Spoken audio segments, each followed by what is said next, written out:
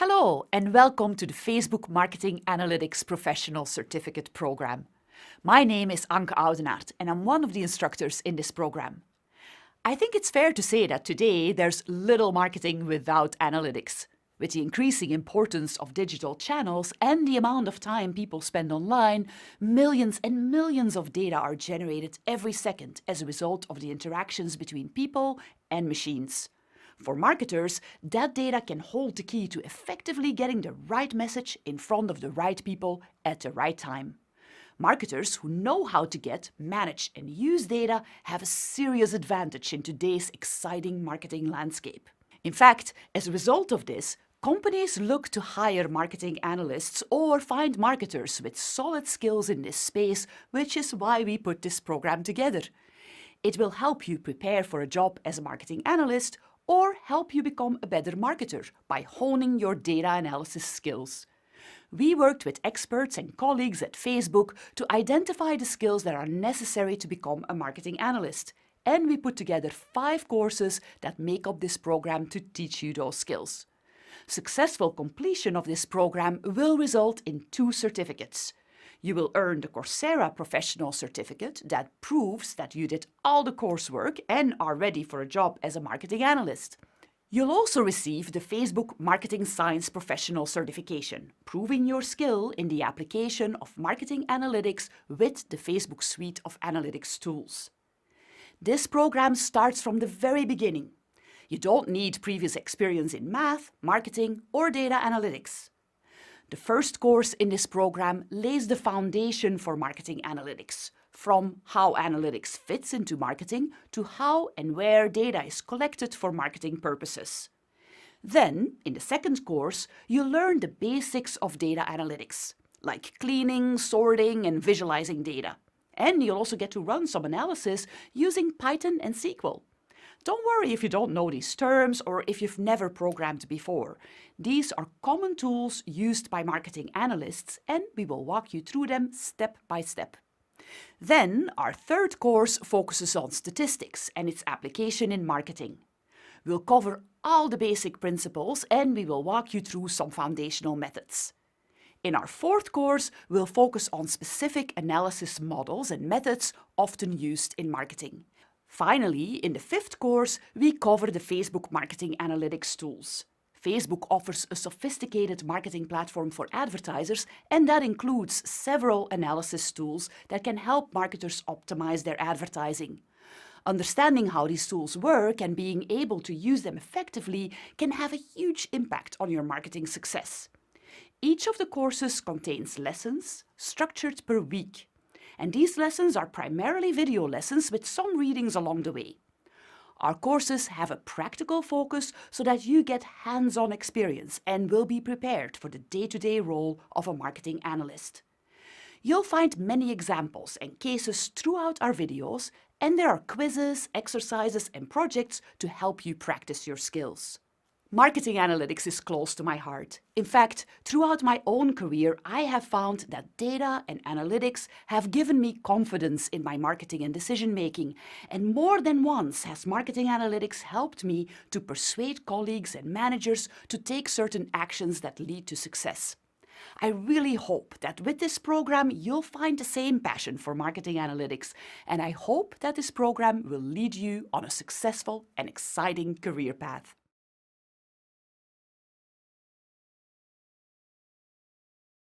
Hello and welcome to this course on Analytics for Marketing. This is the 4th course in the Facebook Marketing Analytics Professional Certificate Program, a program created by Aptly with the support of Facebook. Analytics has always been essential in marketing. After all, a lot of money flows into marketing, and analytics can help assess whether the money is well spent, ways to optimize your campaign, how you fund campaigns across marketing channels, and more. And with the ever-increasing use of digital marketing, there's an even bigger spotlight on analytics. We can get our hands on so much more data nowadays, and with the right analytics, that data can be extremely valuable. We'll start in this first week by looking at how segmentation can help you define your target audience. More specifically, we'll look at how marketers apply k-means clustering to find audience segments. Then we'll focus on analytics for planning and forecasting. We'll define the main outcome variables marketers focus on, and we'll learn how they are calculated. We'll pay close attention to customer lifetime value and what that means for marketers, and we'll look at how regression analysis can help us plan and forecast. Then we'll turn our attention to advertising effectiveness measurement. We'll see how both observational and experimental methods can help evaluate whether advertising campaigns had an effect on results, and we'll look at the use of experiments in more depth. We'll also see how A/B testing is used to optimize within a campaign. After that, we'll focus on analysis techniques marketers use to optimize the marketing channel mix, with marketing mix modeling and attribution. And we'll also go over sales funnel analysis and how you can help identify obstacles that may prevent customers from progressing through the funnel, from awareness to purchase. I'm excited about this course as I think it will give you the building blocks you need in your role as a marketing analyst. While you may not always be the one who executes all the analysis, you may be working with tools or with other companies that help you run these different types of analysis, but it's crucial to understand how they work, so you'll know which method to use when, which questions to ask, and how to help your colleagues understand and interpret the results. There's a lot to go through, so let's get started.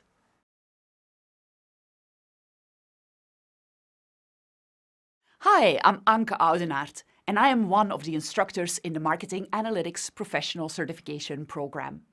I love marketing, and I'm especially passionate about digital marketing.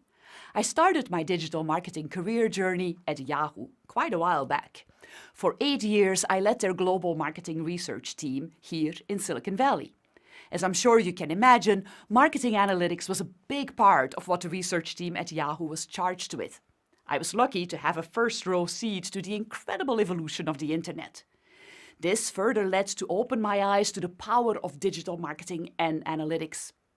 I am a trained psychologist and my master's is in consumer behavior and marketing. Along with my formal training, I would argue that Yahoo was an equally important school to me.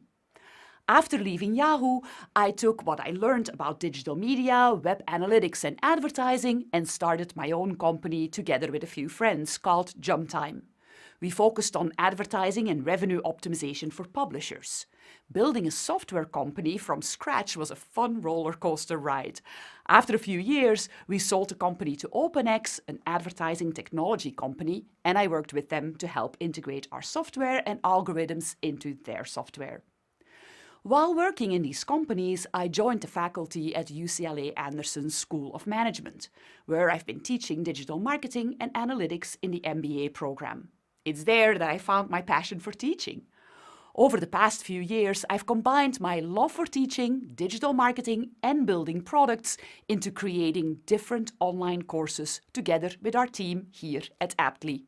Our team has worked extensively with Facebook to help their teams create education programs.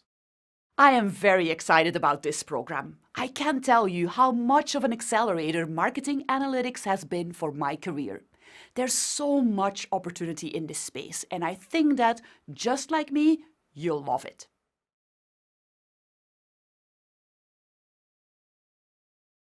Given how marketers have an ever-increasing amount of data at their fingertips, which can help them make their campaigns successful, it's no surprise that marketing analysts are in high demand. Knowing analytics or having access to an analyst is a real plus for any marketer, and as a result, new marketing analyst roles keep emerging. We will give you more insights into what marketing analysts do and how data analysis forms an integral part of marketing throughout this program. But let me give you a sense of the types of roles you will see marketing analysts take on. In many advertising agencies, you'll find a marketing analytics or marketing science department. Marketing analysts will support the teams that manage client accounts by providing them with research, evaluate the effectiveness of campaigns, advising them on where they should place ads, and so on. They will form an essential part of creating and managing the marketing strategy for the brands the advertising agency is responsible for. you'll find that the most successful agencies are the ones that blend great creativity with excellent data analysis. Large companies, of course, also have their internal marketing teams. They may work together with agencies to help them execute their advertising campaigns, but these marketing teams will often determine the overall strategy and will optimize how the marketing money for the company is spent. They rely heavily on marketing analysts to help them forecast, plan, optimize, and report their marketing performance. Marketing analysts will typically hold key roles in the marketing team or in a separate data analysis team that works closely with marketing. Then there are those companies that focus exclusively on marketing analytics and that provide services for marketers who would like to measure, optimize, and report their marketing performance, but that don't have the luxury of being able to rely on an internal team. Or they may want to use specific methods for which specific expertise or tools are required. They will then turn to these marketing measurement firms. You can think of these companies as marketing analytics agencies for businesses. There are a variety of roles for marketing analysts in these types of companies. You can take on a sales role where you sell marketing measurement tools to other businesses, or you might work on analyzing data from clients and creating reports for them. Or you may work as an account manager, helping clients to understand the data and reports. In smaller companies, you may find that the marketer is expected to know marketing analytics. And even in companies that have a marketing analytics or marketing science department, marketers benefit a lot from having marketing analytics skills, as it will help them understand how to measure and optimize their campaigns and what questions to ask from the analysts or the marketing analytics agency they work with. Marketers really benefit from having marketing analytics tools in their toolbox. No matter which one of these roles appeals most to you, after going through this program, you'll be well prepared for any of them. Throughout the different courses you'll go through, you'll find career content that can help you to prepare if you apply for a new role.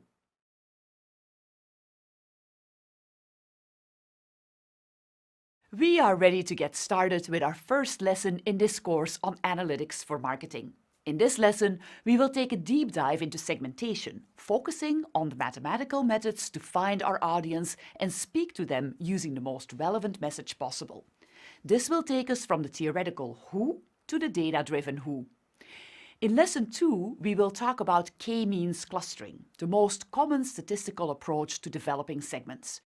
We will focus on how we go from analysis to implementation and how this ladders back up into our segmentation strategy.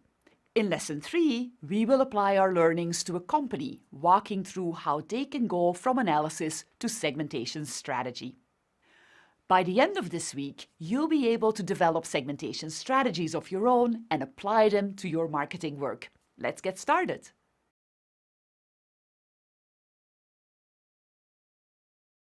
If you completed previous courses in this program, you already know that segmentation is an important tool for marketers. So, as an analyst, you'll find that marketers will often rely on you to help you with segmentation. In this video, I'll give you a short overview of different segmentation techniques and how they are important. Let's go back to James at Snackwell. You may remember from the previous courses in this program that James is introducing a new subscription product for businesses who would like a convenient snack option in the office. With Snackwell, companies use an app to order snacks and James' company keeps the snacks coming. James was trying to find the right audience and channels for his marketing budget. Aaliyah, his analyst, was kind enough to explain segmentation to him and help him find his audience. Remember, finding your audience is key before you decide on any channels or platforms. Segmentation is a way to sort people in groups based on characteristics they have in common. Segmentation leads to targeting in platforms like Facebook and Google. In order to know who we want to target, we need to perform a segmentation analysis first. Segmentation can come in two forms. The first is segmentation developed from a persona. Your persona could be derived from both quantitative and qualitative insights. Once you have your persona, you will then need to parse it out into characteristics that matter. Think to yourself, What elements make up this persona? For example, sometimes age may really matter in a persona. Sometimes age doesn't matter at all and occupation is much more important. A second form of segmentation is segmentation developed from data analysis. This can come in the form of k-means clustering or other statistical analyses. We will spend most of our time here, and this is a much more in-depth way of segmenting our audience. So why practice segmentation? Segmentation helps us reach the right users with our media. Targeting the whole world with ads would lead to wasted media dollars. Instead, we want to find our correct audience and reach them with the right message. Segmentation helps us know our audience better. It also makes it easier to set up campaigns in our audience buying platforms, like Facebook. If we know our audience in advance, we can easily look for segments that reach that audience. So now that we understand what segmentation is and the importance of good segmentation, let's move on to some examples of segmenting audiences.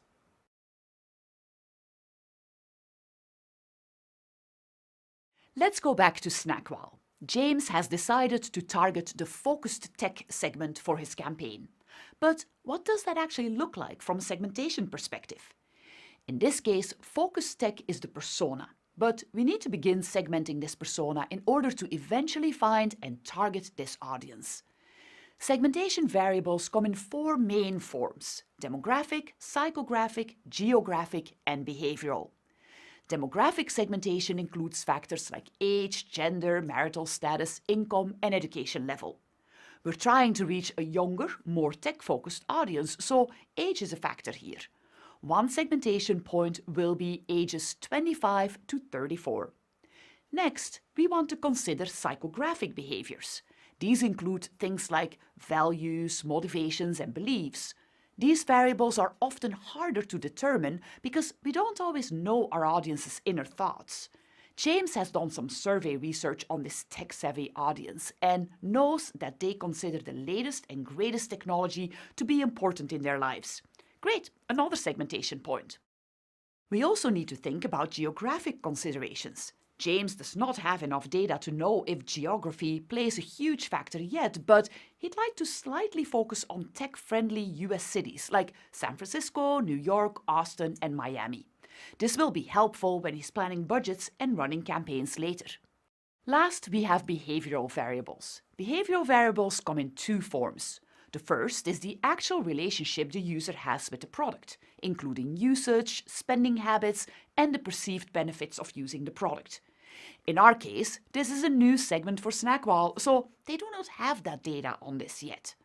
The second form of behavioral variables are the actual behaviors of the user themselves. For instance, you may want to focus on tech usage, media consumption, or spending habits. This focused tech audience is tech-savvy.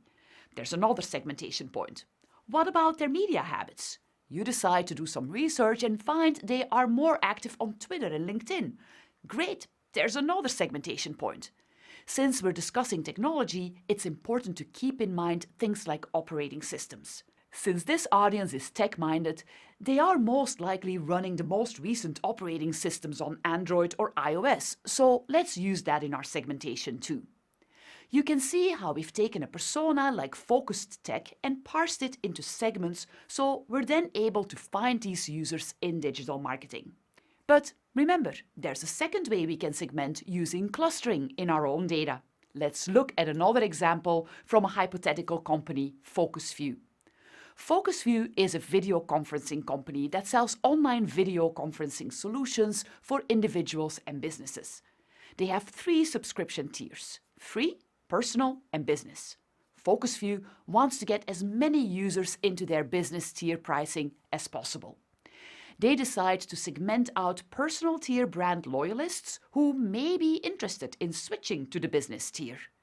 In order to do this, they segment out the top personal tier users by looking at how long a user has been a FocusView member and how much they use the platform. Then FocusView targets them with an ad campaign on Facebook, urging them to upgrade to the business tier. This is a basic example of segmentation using customer data. We'll get into more complex methods throughout this course. Let's look at a real-life case study from MetLife Insurance written up by Harvard Business School's student Waitumbi. MetLife was challenged by technological innovations in the marketplace, and newcomers like Lemonade threatened to steal customers. In addition to outside forces, customers were expecting more from the brand than ever. This combination of factors spurred MetLife to try to find a competitive advantage in this space through the use of segmentation. After interviewing and surveying more than 50,000 customers, MetLife developed 5 key segments using cluster analysis that went beyond their typical demographic information they had used in the past. As you can see, MetLife focused on demographic insights like age and gender, as well as behavioral factors like tech usage and media consumption.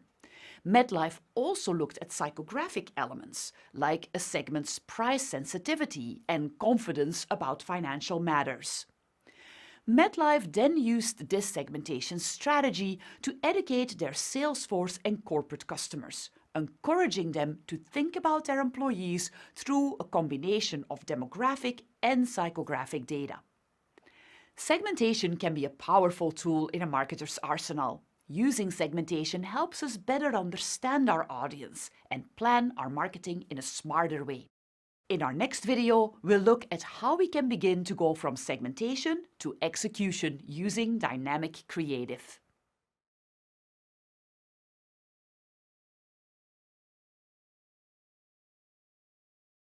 A strong segmentation strategy is just one piece of the marketing puzzle. We can also use statistics and algorithms to inform creative decisions. In this video, I will give you an overview of the different methods that influence the ads and marketing messages we see. Did you know that according to Infogroup, over 90% of consumers say that messages from companies that are not personally relevant to them are annoying? Good ads are a huge part of that experience. So, how do statistics and algorithms inform good ads?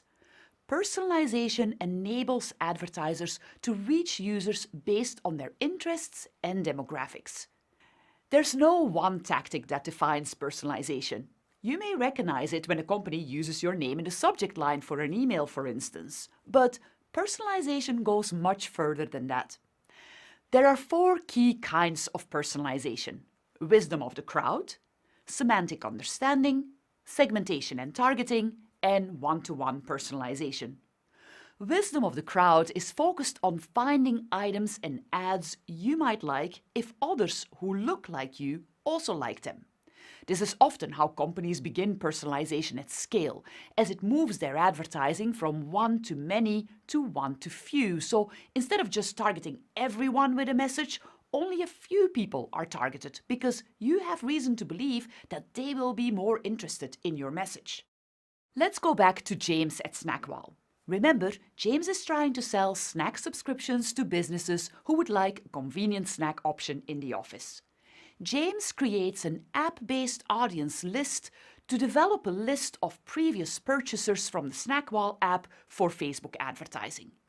Facebook then looks at this data for correlations and finds users who purchased crackers also more often purchased cheese than a typical user. So, as a result, the next time a user who purchased crackers appears on the Facebook platform, they are served an ad for cheese snacks. Semantic understanding is used to understand the context behind the words on a page.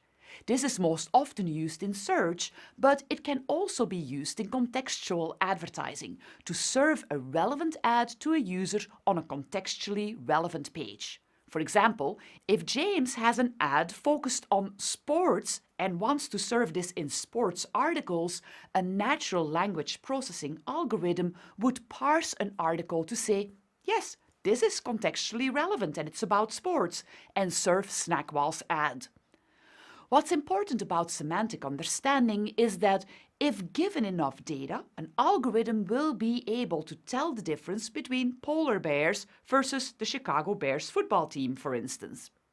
Segmentation and targeting is the backbone of many algorithmic optimization and personalization techniques. Say, Snackwall has 3 Facebook campaigns running, each targeted to a different snack segment. One campaign is targeted to focused tech audiences, one to sports enthusiasts, and one to healthy foods audiences. While James has creative themes for each, he decides to run all creative for each audience to let the Facebook algorithm decide to show which creative is performing best. To his surprise, the Facebook algorithm is serving more sports creative to the healthy foods audience. This is the power of segmentation and targeting. While James assumed healthy food creative would work best for the healthy foods audience, the Facebook algorithm notices that users who fit the segment profile of a healthy food consumer are more likely to purchase after seeing a sports creative message. Last but certainly not least is one-to-one personalization. This approach looks at individual characteristics to deliver a unique experience to a user. This could be the way a website is laid out, an ad you are served, or even your search results. While many companies strive for one-to-one personalization, it can be very hard to do it at scale. One-to-one personalization looks at everything an algorithm knows about you to predict your behavior and serve you the most ideal experience to drive that behavior.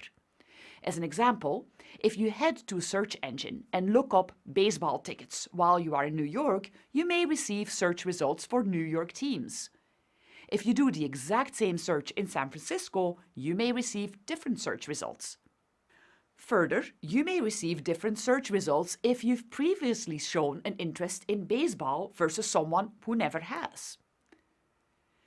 One-to-one personalization looks at all of the elements a company knows about a consumer in order to provide the best experience possible. To really up your personalization game, the 4 types of personalization can feed into dynamic creative. Dynamic creative can change elements including, but not limited to, the primary text, image, headline, and description in real time, given what we know about the user and the context on the page. Dynamic creative is available for many creative types, including social posts, display banners, and video. Let's go back to James at Snackwall. Remember, he saw that the sports-themed creative performs best for his healthy foods audience. James decides to expand his creative strategy to run dynamic creative on Facebook. Each ad has 3 different forms of primary text available, one with buy one get one free, one with no offer, and one with 50% off. Facebook then looks at each user individually within their segments to decide what image and primary text they would serve. With their dynamic creative optimization towards sales, Snackwall sees their subscriptions increase 77% over the next 2 months. Personalization in advertising is very important. It is what makes digital advertising more effective, and it allows us to put the right message in front of the right audience at the right time. Personalization is data-driven, so it's important to have a structured way to keep and access your data. Let's look at that in our next video.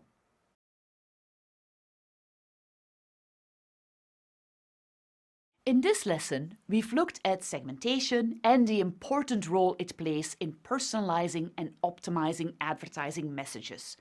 And we also looked at other methods often used in marketing to customize ads. Before we delve deeper into segmentation techniques in the next lesson, I want to talk about ways in which companies store all the data they use for their advertising customization. Tools like a Customer Data Platform, or CDP, can help organize our data to serve more relevant experiences to users. A CDP is a database that builds a complete picture of your customers on an individual level, using transactional, behavioral, and demographic data.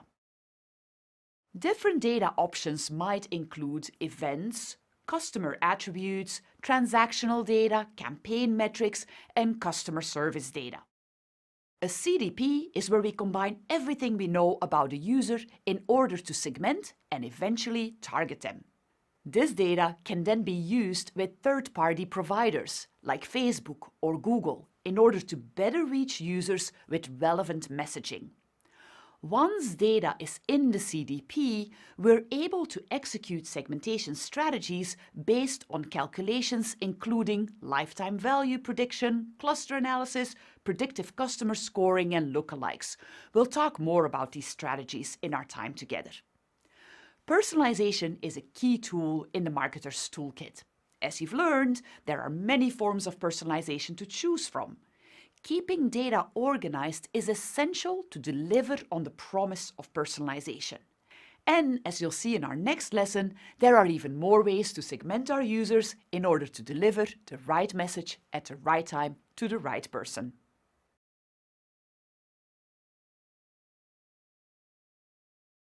We've talked a lot about segmentation strategies and how to effectively reach your consumer. Now we want to dive into a specific type of segmentation called clustering. Analyst Nikita Sharma defined clustering in a blog post she wrote on Heartbeat. Clustering is the process of dividing the data space or data points into a number of groups such that data points in the same groups are more similar to other data points in the same group and dissimilar to the data points in other groups. But more simply, it's about finding similarities in the data and grouping data points by these similarities.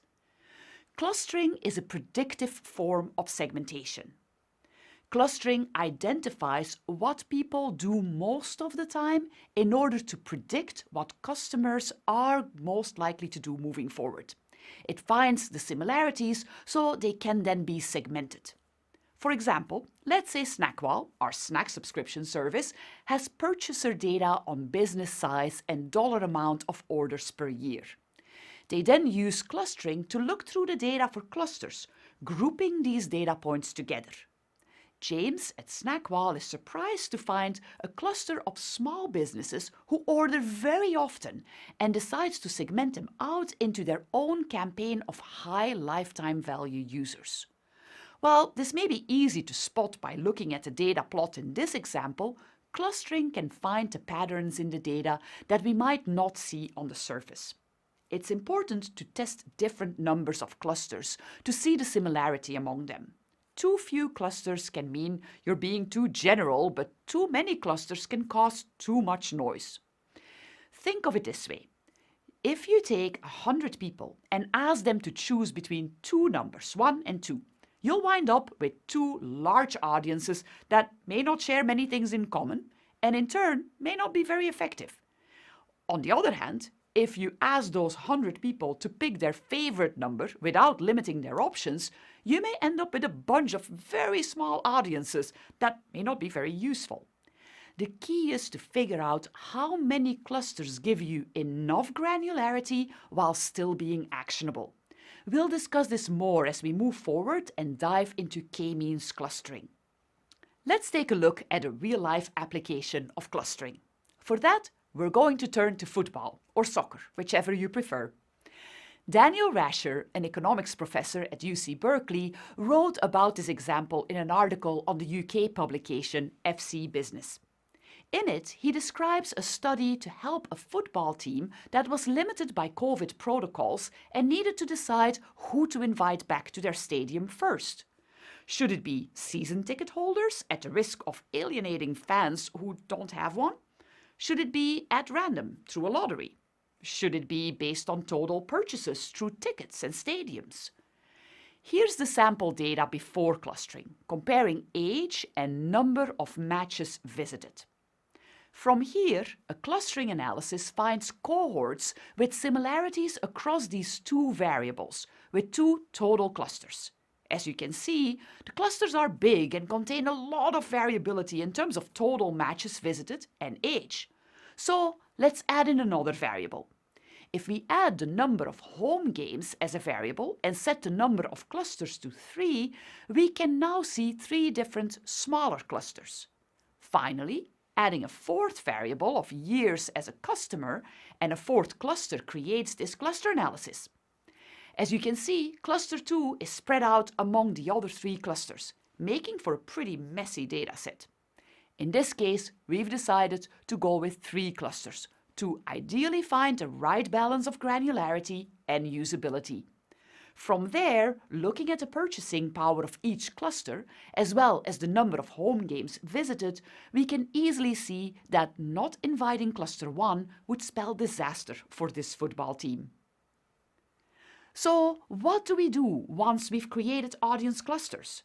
Well, as we've seen from our previous examples, we may use clustering to target certain users with a marketing campaign. We can tailor our advertising messages to appeal to a particular segment based on some of the characteristics that distinguish this segment from other people. This is where a customer data platform, or CDP, comes into play. The data we use for clustering can come from a CDP, but clusters can also be segmented and uploaded into a CDP for targeting purposes. We can also use clustering for a variety of real-world applications. Anything from real-time costs to product recommendations and all the way to who we should invite to our football games. In our next few lessons, we'll take a deep dive into k-means clustering, determining the number of clusters and defining segments.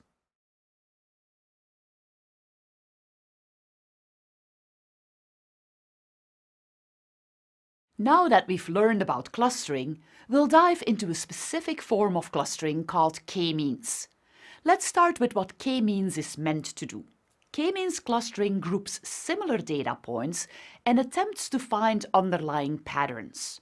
The starting point is a set of data points defined by the variables you're interested in.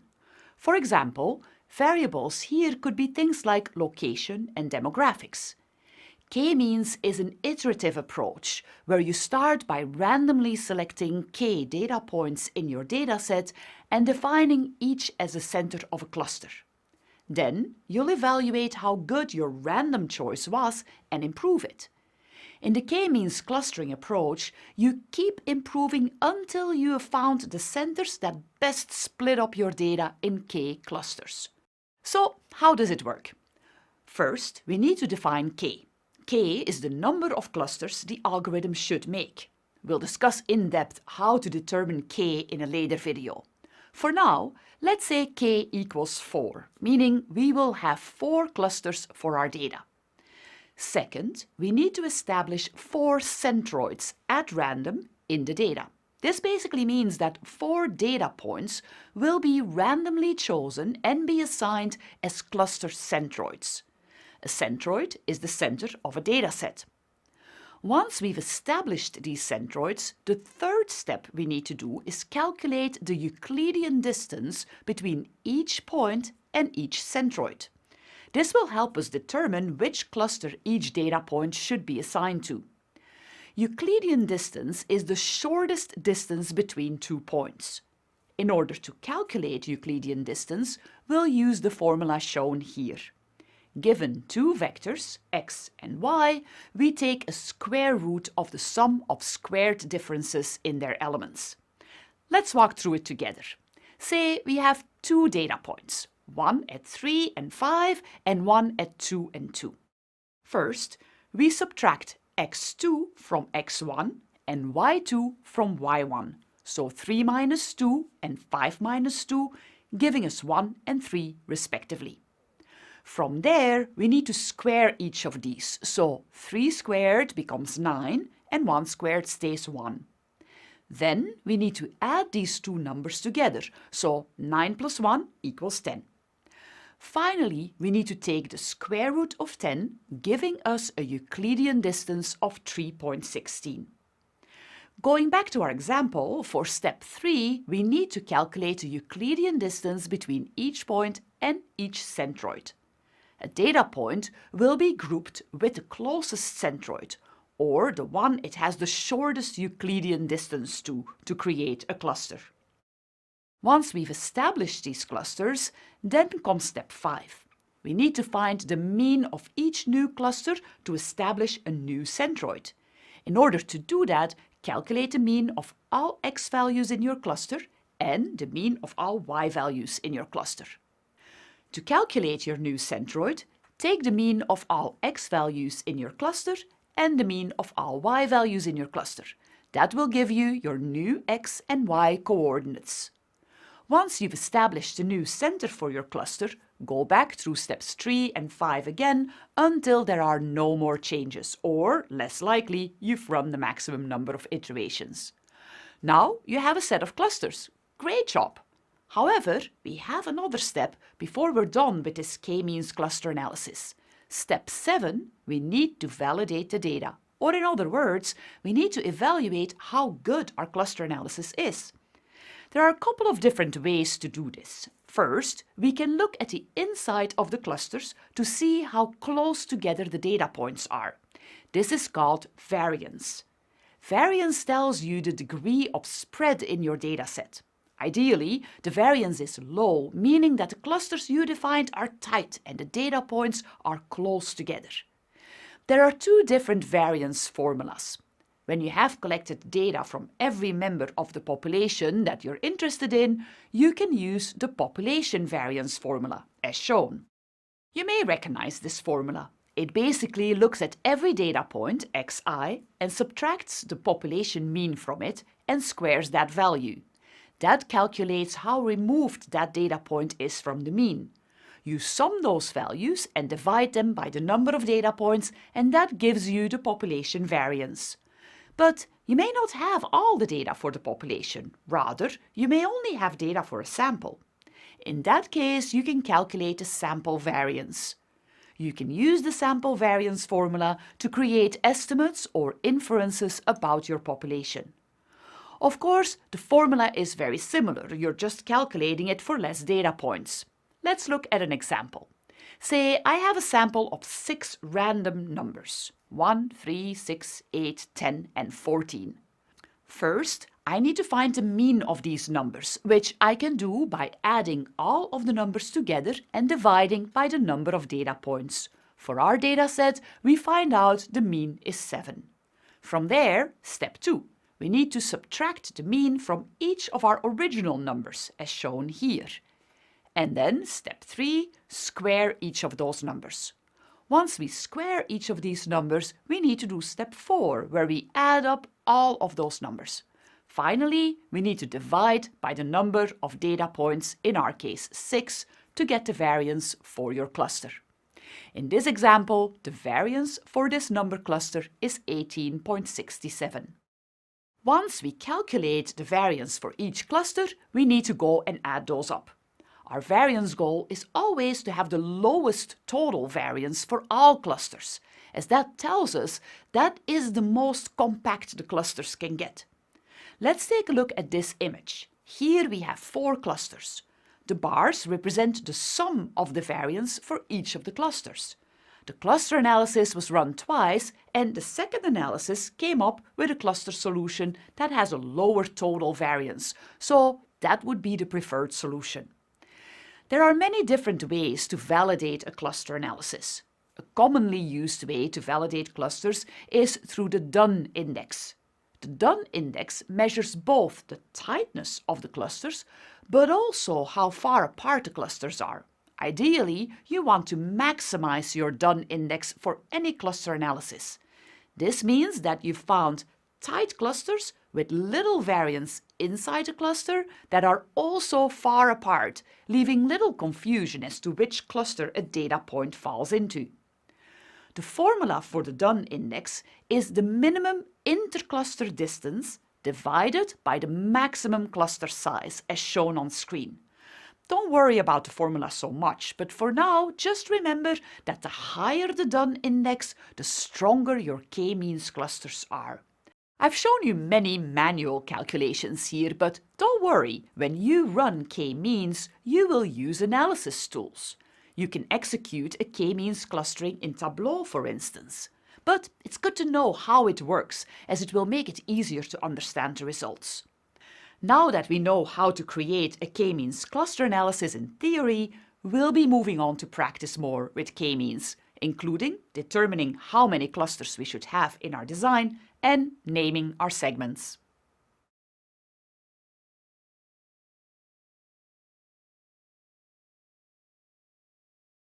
In our previous video, we learned about k-means clustering. We talked about how k-means clustering works, and we talked a bit about how you can validate results from your cluster analysis. As you probably remember, we also saw how to start a k-means cluster analysis. You have to decide on the number of clusters you would like your analysis to show. There may be instances where you know how many segments or clusters you can handle, and you may thus have an idea of how many clusters you would like to see. But more often than not, you won't really know how many different segments you should divide your data into.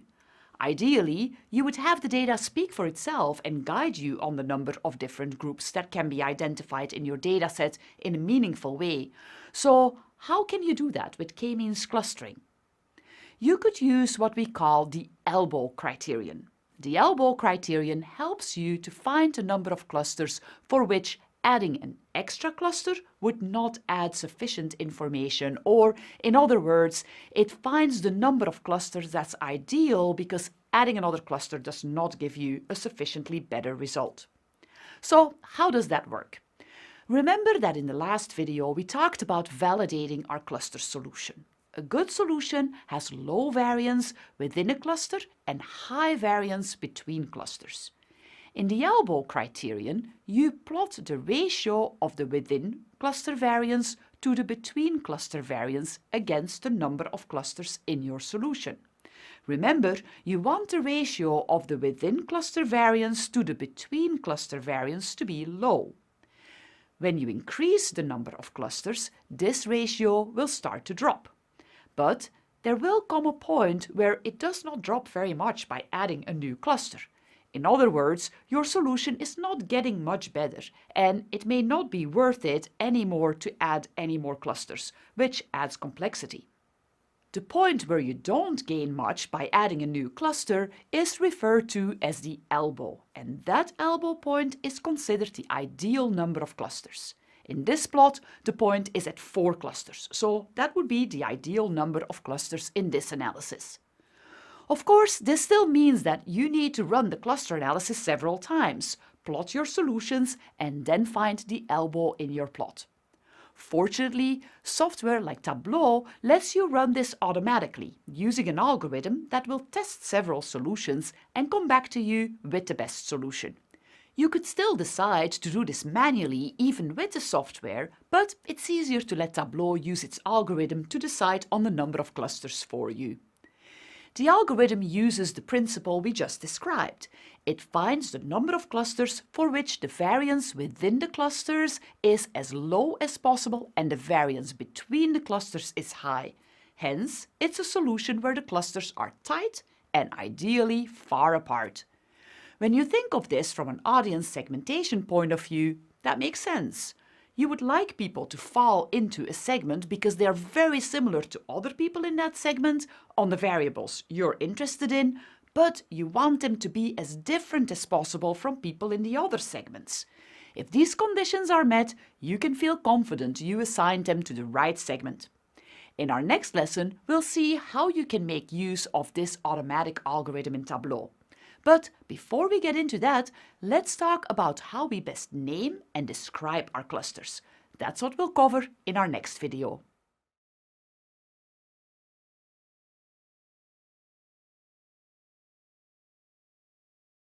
So we now know how k-means clustering works and how to determine the number of clusters for your analysis. So you can run your analysis. But now imagine your analysis returns 3 clusters. In other words, you found 3 distinct segments in your audience. That's great, but in order to communicate something interesting about these clusters, you'll need to describe the clusters or segments. You'll need to find a way to describe what makes the people in a cluster similar to each other and what makes them different from other people in other clusters or segments. We refer to this process as profiling clusters, and that's what we will discuss in this video. Once you've found your clusters, it's good to think back of the variables that defined your initial data points. For instance, you may have plotted data based on people's location and age. You can use those variables to describe your clusters. Let's look at an example. Remember Calla and Ivy, the flower store in Amsterdam. Imra, the owner, worked with her team to segment the data from a survey she ran to evaluate interest in buying flowers online among people in the Netherlands. They ran a k-means clustering on the dataset using the variables location and age. They found 3 distinct clusters of respondents. By looking at the data in each cluster, they found that people in the first cluster live in urban areas or cities, and they fall in the 25 to 44 age range. People in the second cluster live in more suburban areas, and their age range is between 35 and 54. People in the third cluster are in rural areas, and they're a bit older. This gives us a good idea of who the people in the clusters are, but we may want to look for more information to really understand them. Imra's team does that by looking at additional variables for the data points.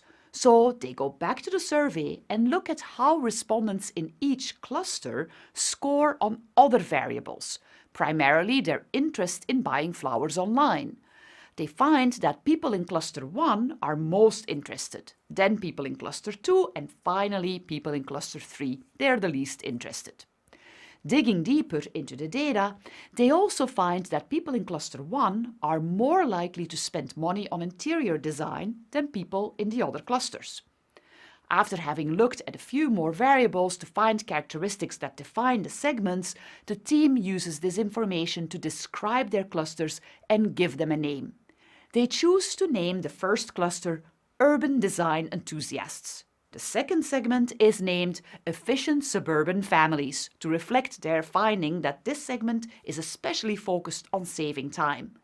And the third segment is called Rural Traditionalists, after they found that group would rather go to a florist and isn't inclined to buy online. As you can see from this example, profiling your segments takes a bit of digging into the data. It's good to come up with a name that describes your segment using the characteristics that matter most to you. And try to make the name somewhat self-explanatory, so it's easy for other team members to get a sense of who's part of the segments. Marketers will often create a persona for each cluster. That's a more elaborate description of a person that may represent your segment well. The segments and their descriptions are the final result of your cluster analysis. In our next lesson, we'll take a look at how cluster analysis works in practice using Tableau.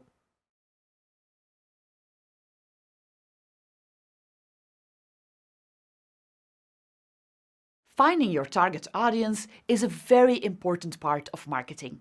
If you can use data to define the segments that may have the most interest in your product, chances are your marketing will be a lot more successful. Now you know how to approach a segmentation analysis. You know how personas are used and how segmentation naturally leads into fine-tuning your advertising campaigns with targeting solutions. You also saw how k-means clustering is a great way to find segments in your data, and you understand how to decide on the number of clusters to use and how to profile the resulting segments. Finally, you know how to execute a k-means clustering analysis in Tableau. With these new skills, you are in a great position to help your company and marketing team identify the audience that's right for their marketing message.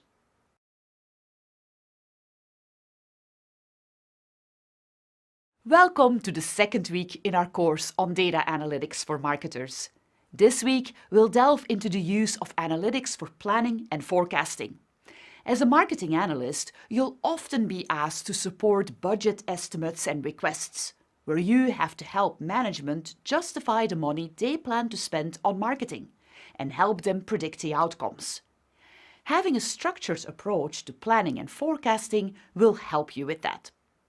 In our first lesson, we'll discuss the descriptive metrics marketers commonly use, and we'll discuss how to create dashboards and assess trends in the data. In our second lesson, we'll look at an important metric, customer lifetime value, and how it's calculated. And in the third lesson, we'll look at forecasting using regression analysis.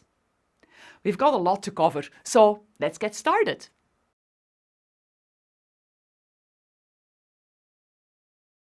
We're ready to get started with this week's lesson.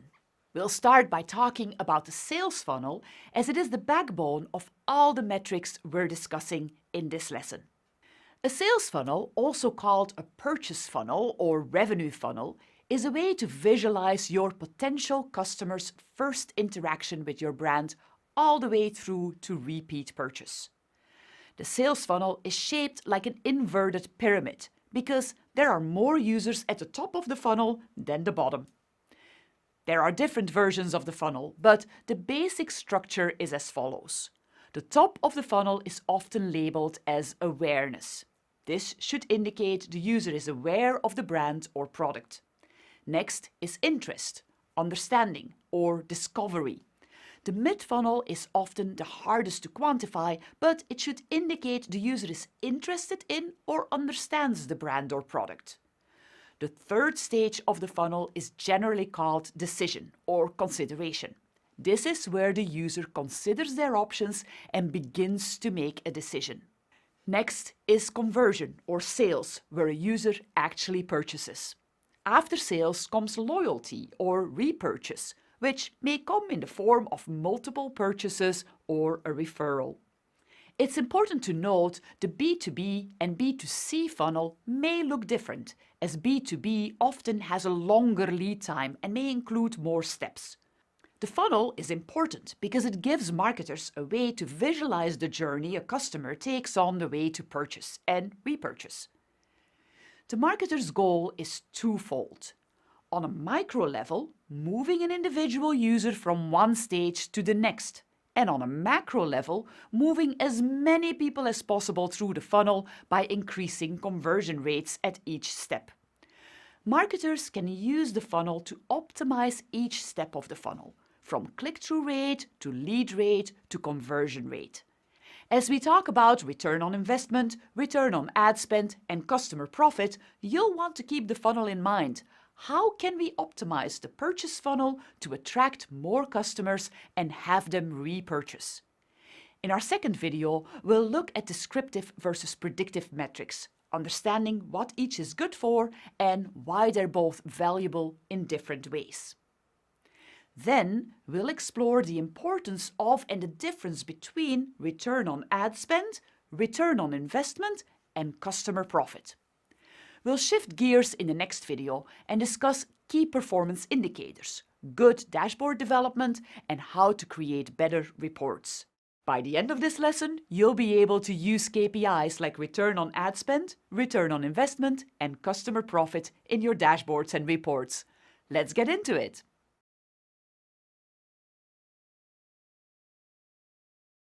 While there are a few different kinds of analytics, we want to hone in on two kinds to understand how they help our business.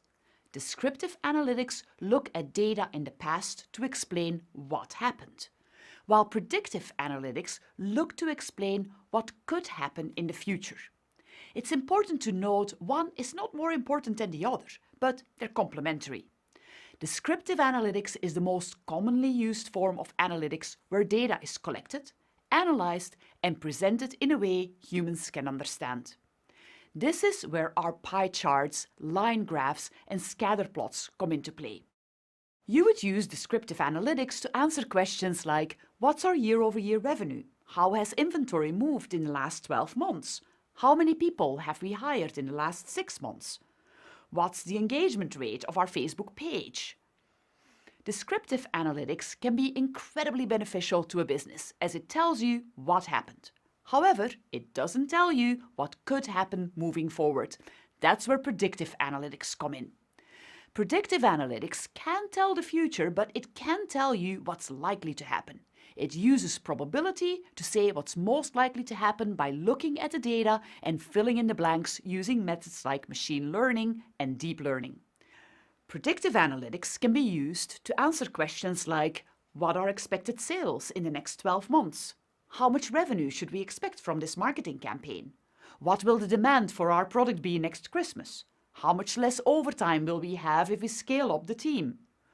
Predictive analytics can be used for many things, including improving business efficiency, staffing, fraud detection, risk analysis, marketing efforts, and sales planning. Now that we know the difference between descriptive and predictive analytics, we will dive into the world of ROI, ROAS, and CP. If you don't know these acronyms yet, Don't worry, you'll learn them in our next videos.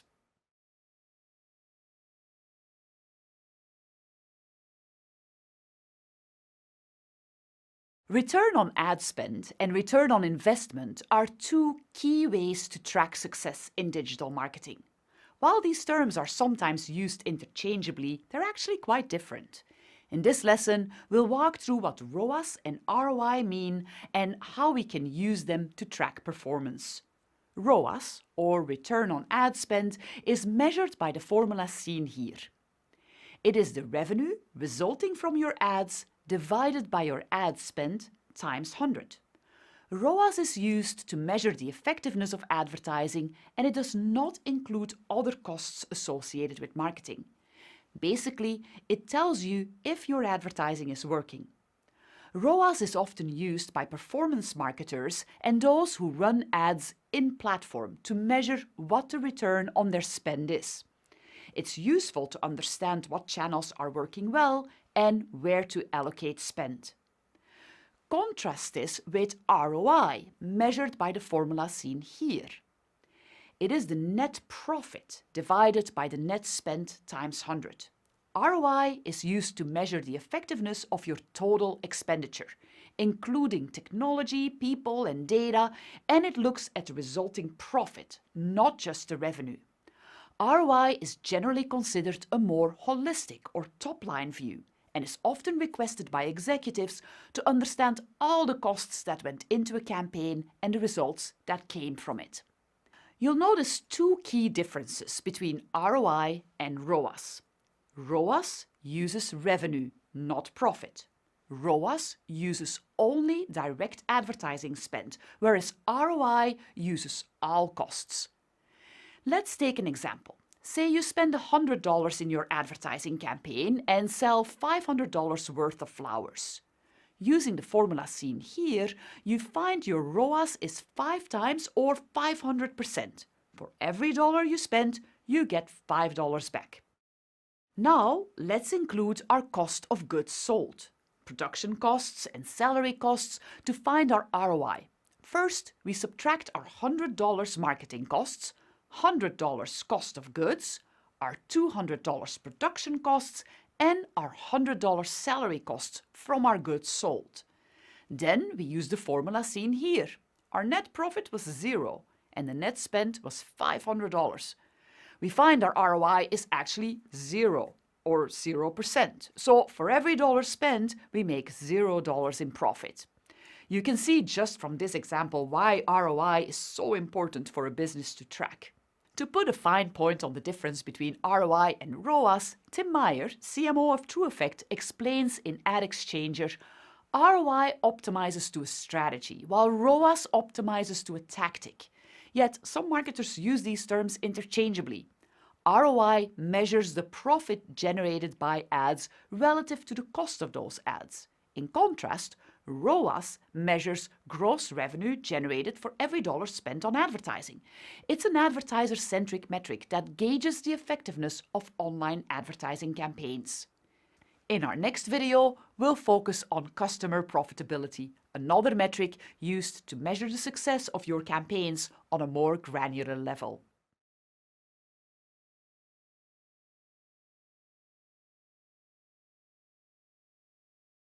Now that we understand the difference between ROI and ROAS, let's discuss customer profitability, or CP. Customer profitability is a way to track which customers are, well, profitable. CP is often used in B2B advertising to manage clients, but can also be used in B2C to segment customers. You may have heard of the 80-20 rule, where businesses often find that 20% of their customers provide 80% of profit.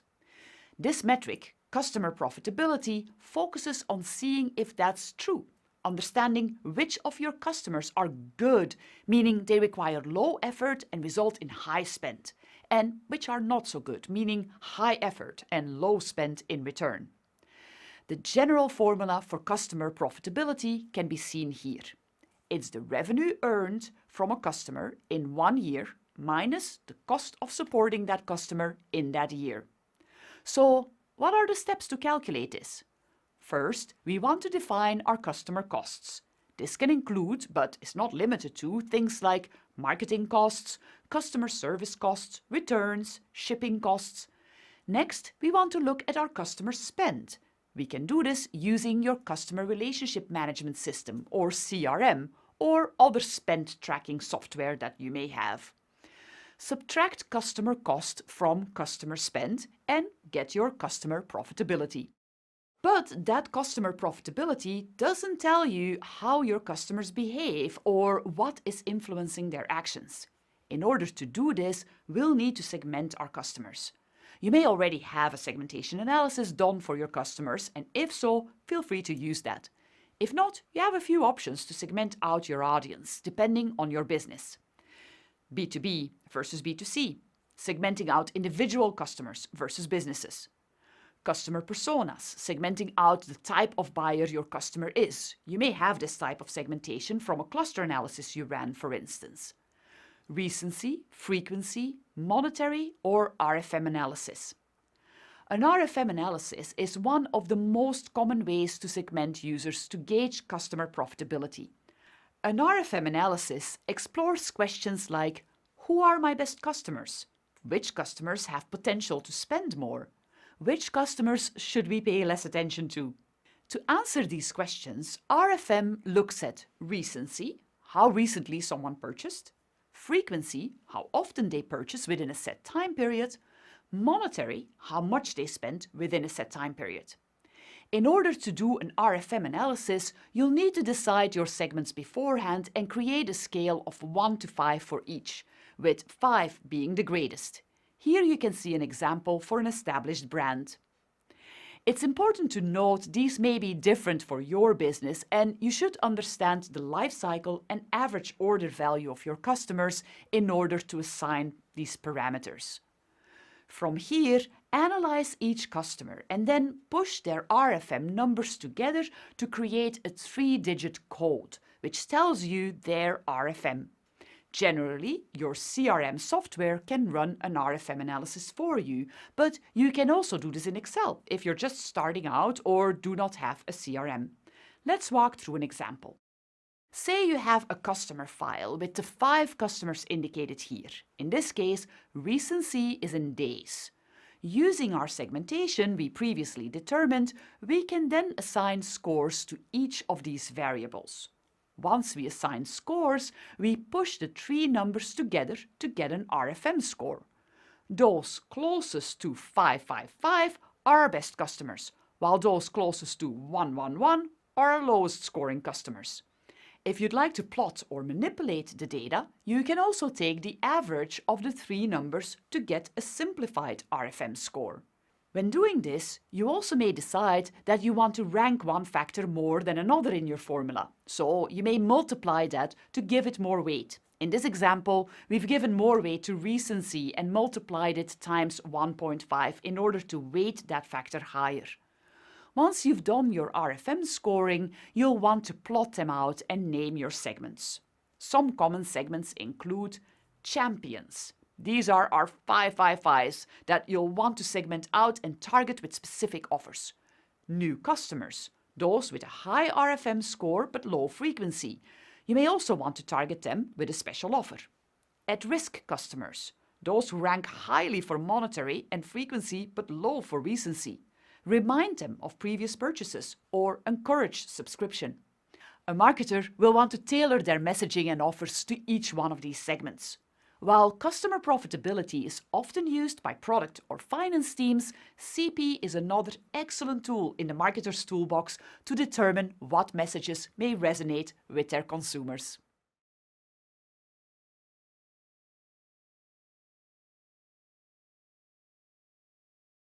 We've talked about a lot of different metrics and ways of finding and segmenting your audience.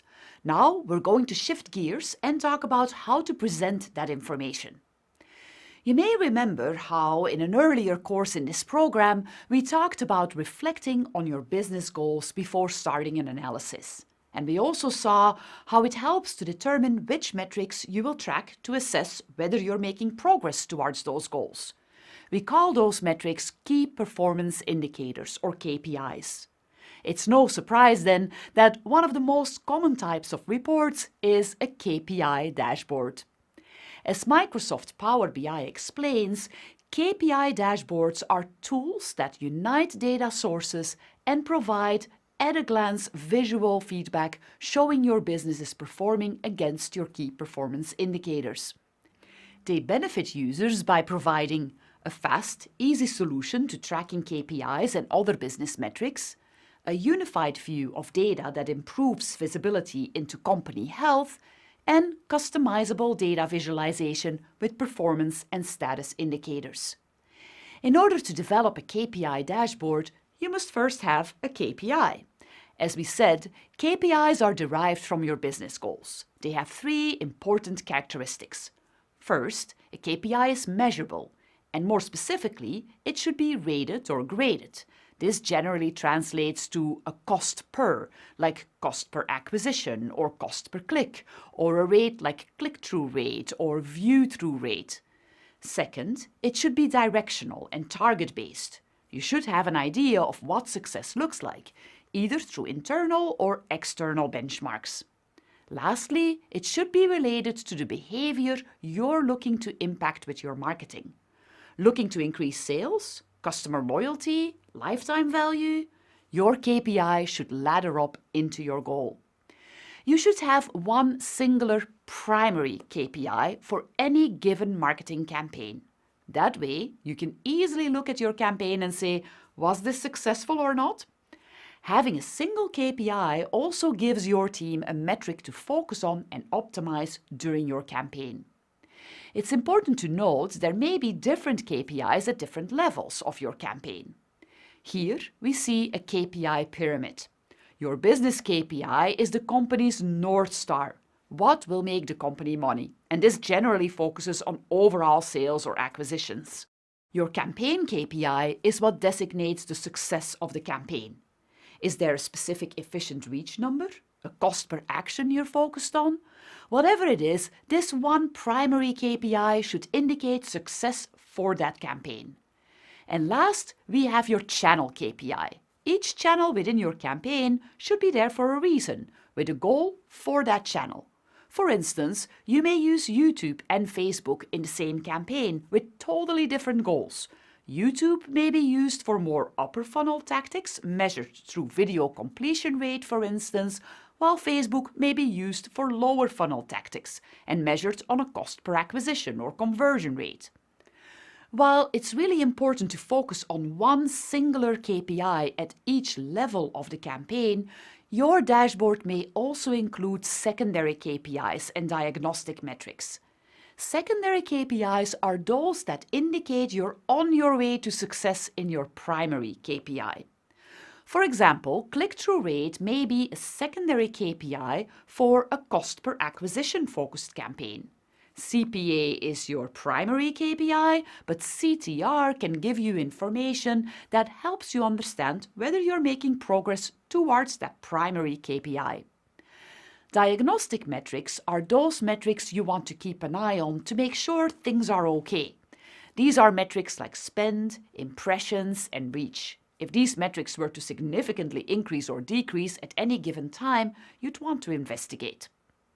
As you can imagine, different people require different levels of granularity when looking at a dashboard. After establishing your KPIs, the second step to developing a strong dashboard is understanding your audience. Consider their level, their familiarity with the data, how they usually see information, and what they care about. Is this a C-level audience who usually sees complicated finance charts but needs just the high-level insights because they don't have much time to spend on this information? Is this an in-the-weeds team who digs into the details? Is this a client who prefers information be communicated in words? What are their KPIs and what are they concerned about? Be sure to design for your audience and provide the information they need to know. So, what kind of chart should you use to show your performance? Well, there are lots of options. Let's go over some of the most common ones. If you're looking to compare results over time, use a linear chart or bar chart if you're focused on only one variable. If you're showing parts of a whole, use a pie chart or a stacked bar chart. If you want to show the relationship between two different variables, a scatter plot or bubble chart should do the trick. You'll want to use color theory and sizing to indicate key metrics and their performance. The easiest way to do this is to represent your primary KPI as a larger area of the report, along with a red, yellow, green indicator, to let readers know how the campaign or initiative is performing overall.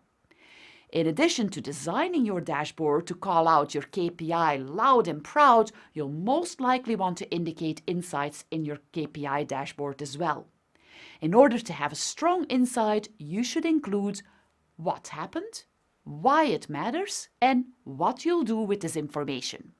For instance, let's say you ran an A/B creative test against two different creatives, one with just a product shot and one with an offer and a product shot.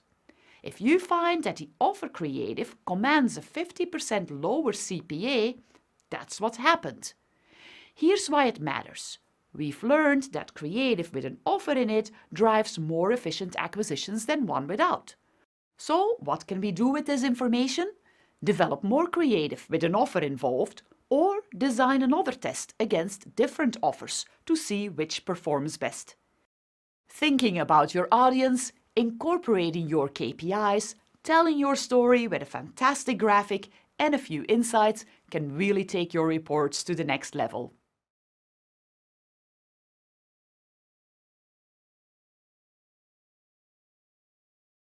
You've previously learned about customer profitability, the backwards-looking model that reviews just how profitable a customer has been to a company. Now we want to focus on a forward-looking predictive model called Customer Lifetime Value, sometimes abbreviated CLTV or just LTV. Customer lifetime value is the expected profitability of a consumer and is forward-looking rather than just an analysis of the current data to date, like customer profitability. So why use CLTV if we've already calculated customer profitability? CLTV assumes that customers can or will change over time, whereas customer profitability only looks at how a customer has acted to date. Above all, CLTV incorporates forward-looking data to hopefully make a more accurate prediction of what a customer is really worth. We'll talk about the actual formula for CLTV in an upcoming video, but first, let's ask ourselves why this metric matters. First, having the lifetime value of a consumer allows us to focus on not just the cheapest acquisition or lowest CAC, and instead focus on acquiring long-term, profitable customers. In other words, it may be okay to spend a little more money on acquiring a customer that you expect to generate a lot of value for the company over time. You may know it's more efficient for a business to nurture current relationships versus acquiring new customers. But did you know that research done by Frederick Reichelt of Bain & Company shows that increasing customer retention rates by 5% increases profits by 25 to 95%? Second, calculating CLTV helps our marketing efforts by helping us to segment out in new ways and target those customers. Do we want to focus on those already with high CLTV? What about those that are showing increased propensity to buy but moderate CLTV? Finally, having a customer lifetime value can also lead to increased ROI. Well, how so? By focusing on those customers that are likely to purchase again and often versus those who only purchase once or only wait for steep discounts. As you can see, there are many reasons to calculate customer lifetime value. In our next videos, we'll focus on how to calculate lifetime value and apply it to a company so you can see CLTV in action.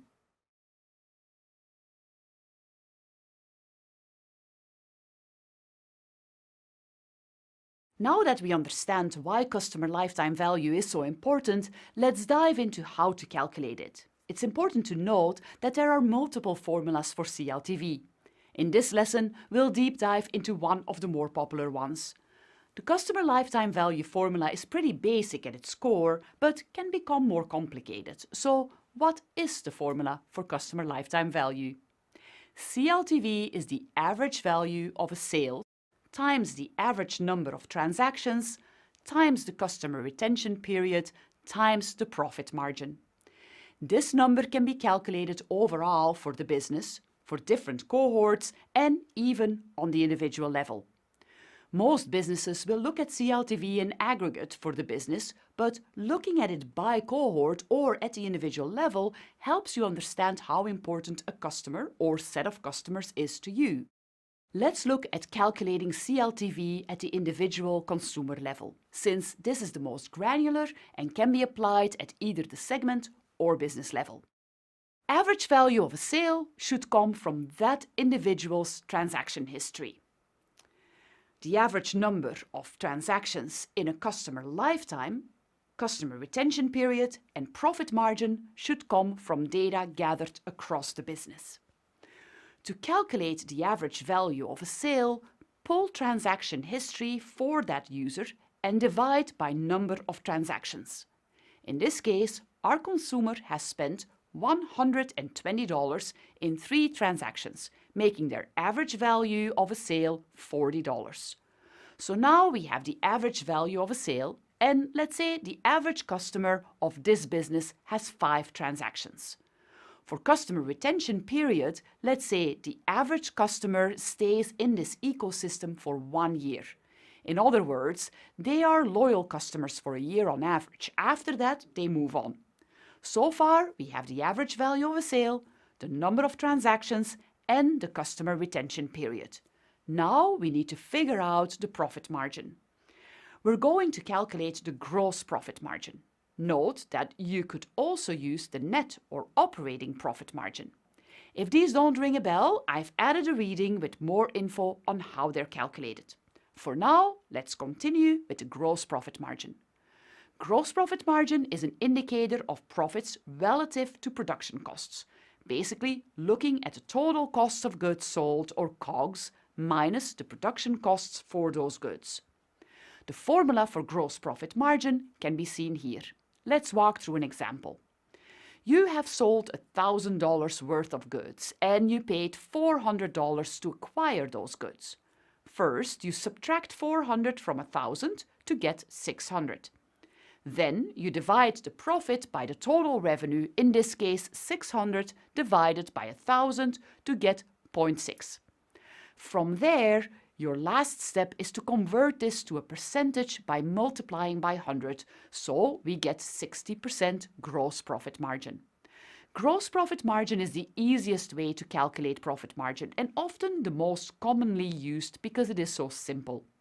For most customer lifetime value calculations, starting out with gross profit margin is just totally fine. As you get more data and make your model more advanced, you may want to expand to operating profit margin or even net profit margin. Now, heading back to our example. Remember, our consumer has made 5 transactions with us, totaling $200, making their average value of a sale $40. We've also established that the average consumer stays in our ecosystem for 1 year. We've gone ahead and calculated the gross profit margin at 60%. Multiplying all of these together, we find that the CLTV for this customer is $120.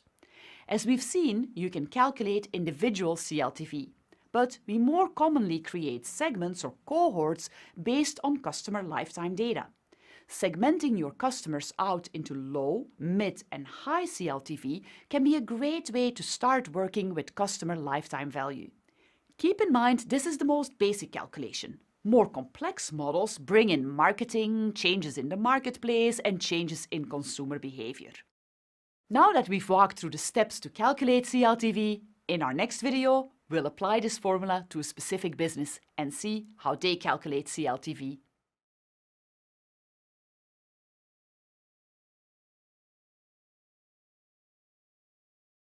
Now that we've learned how to calculate customer lifetime value in theory, it's time to apply it. We'll be looking at Calla and Ivy, a small florist, to see how they might calculate CLTV. Remember, CLTV is the average value of a sale times the average number of transactions times the customer retention period times the profit margin. First, Kala and Ivy decide to calculate the customer retention period. In order to do that, they'll need to follow the formula seen here. So, as you may have guessed, the first thing they need to do is find their churn rate percentage. Churn rate is defined as the number of customers or subscribers who cut ties with your service or company during a given time period. Put more simply, churn rate looks at how many customers a business has lost during a given time period. Churn rate is generally calculated on a monthly or annual basis, depending on sales volume. Churn rate is calculated by the formula seen here. Kala and Ivy pull all of their customer data from their last 2 full years of business and find that in 2019 they had 791 customers and in 2020 702 of those customers remained. There are 3 steps to finding churn rate. First, we have to subtract the most recent number of customers from the previous in order to get a number of lost customers. So in this case, we subtract 702 from 791 to get 89. Second, we divide the number of lost customers by the users at the beginning of the period. So 89 divided by 791 to get 0.11. Lastly, since we want it to be a percentage, we multiply by 100 to get 11% churn rate. This is the churn rate over the period of a year. For Kala and Ivy, this means that 11% of the customers they had in 2019 are no longer customers in 2020. They have churned. Now, how does churn rate fit into the average lifetime of a customer? Going back to our average lifetime formula, we then divide 1 by the churn rate, in this case 1 divided by 11% to get 9. Therefore, Kala and Ivy's average customer lifetime is about 9 months. To translate that to years, we divide 9 by 12 to get 3/4 or 0.75 years. Great, we have the first piece of data we need. Next, we need to calculate the average value of a transaction. Kala and Ivy decide to look at 2020 data since that's the last complete data set they have for the year and they already know they had 702 customers. They find that total sales came to $32,994. They then divide the total sales by the number of sales to get an average order value of $47. Great, we have 2 parts of the puzzle. Next, we need to figure out the average number of transactions. Kala and Ivy return to the 2020 data and see that there were 2,106 transactions. Next, they divide 2,106, the number of transactions, by 702, the number of customers in 2020, to get 3 average transactions. It's important to note average number of transactions can be a decimal. In this case, it's just a nice round number. So now we have the average value of a sale, $47, the average number of transactions, 3, and the customer retention period at 0.75. The last piece Kala and Ivy need to calculate is the profit margin for 2020. They decide to use gross profit margin to simplify their CLTV calculation. Remember, in order to calculate gross profit margin, we need revenue and cost of goods sold. We know total sales came to $32,994.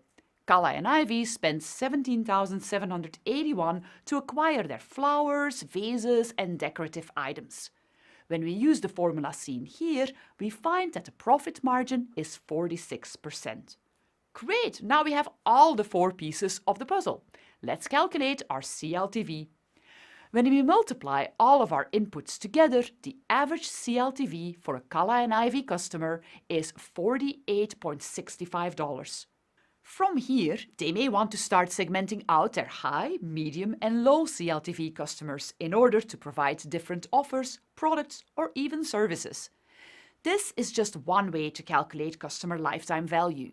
In our next reading, we'll talk about some of the limitations and other ways customer lifetime value can be calculated.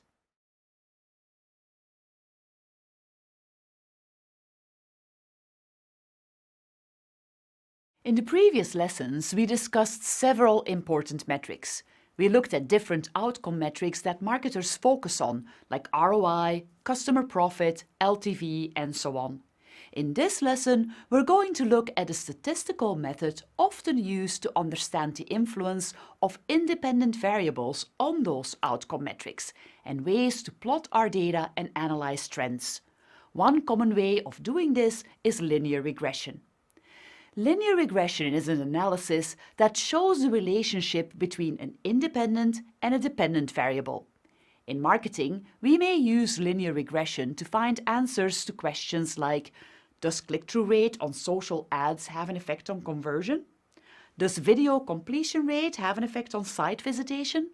Do sales go up when we spend more on Facebook? In our first question, the independent variable is click-through rate and the dependent variable is conversions. In the second question, completion rate is our independent variable and site visitation is our dependent variable.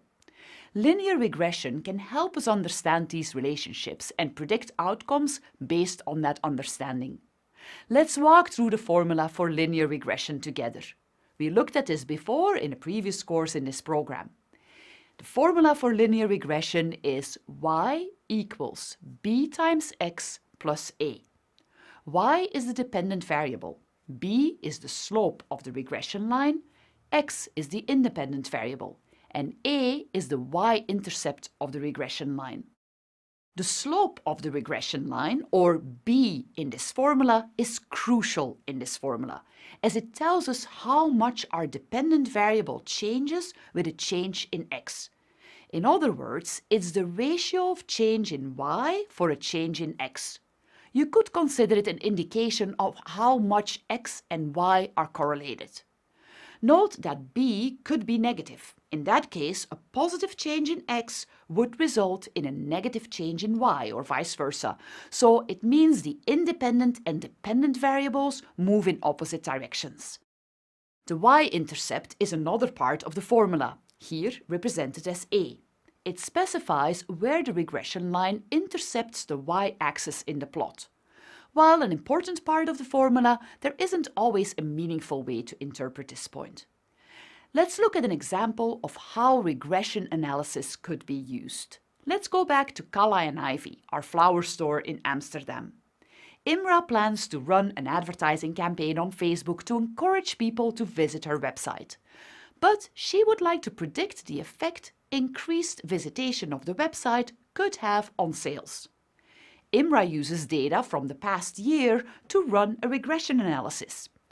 Data of the sales she observed last year will be her Y data. The data on website visitation are the X data. With this data, she runs a regression analysis and she finds this result that helps her plot this regression line. Now she can predict, based on her expected website visits, what sales will look like by using this formula and regression line. In our next video, we'll take a closer look at how regression analysis works so you can run one yourself.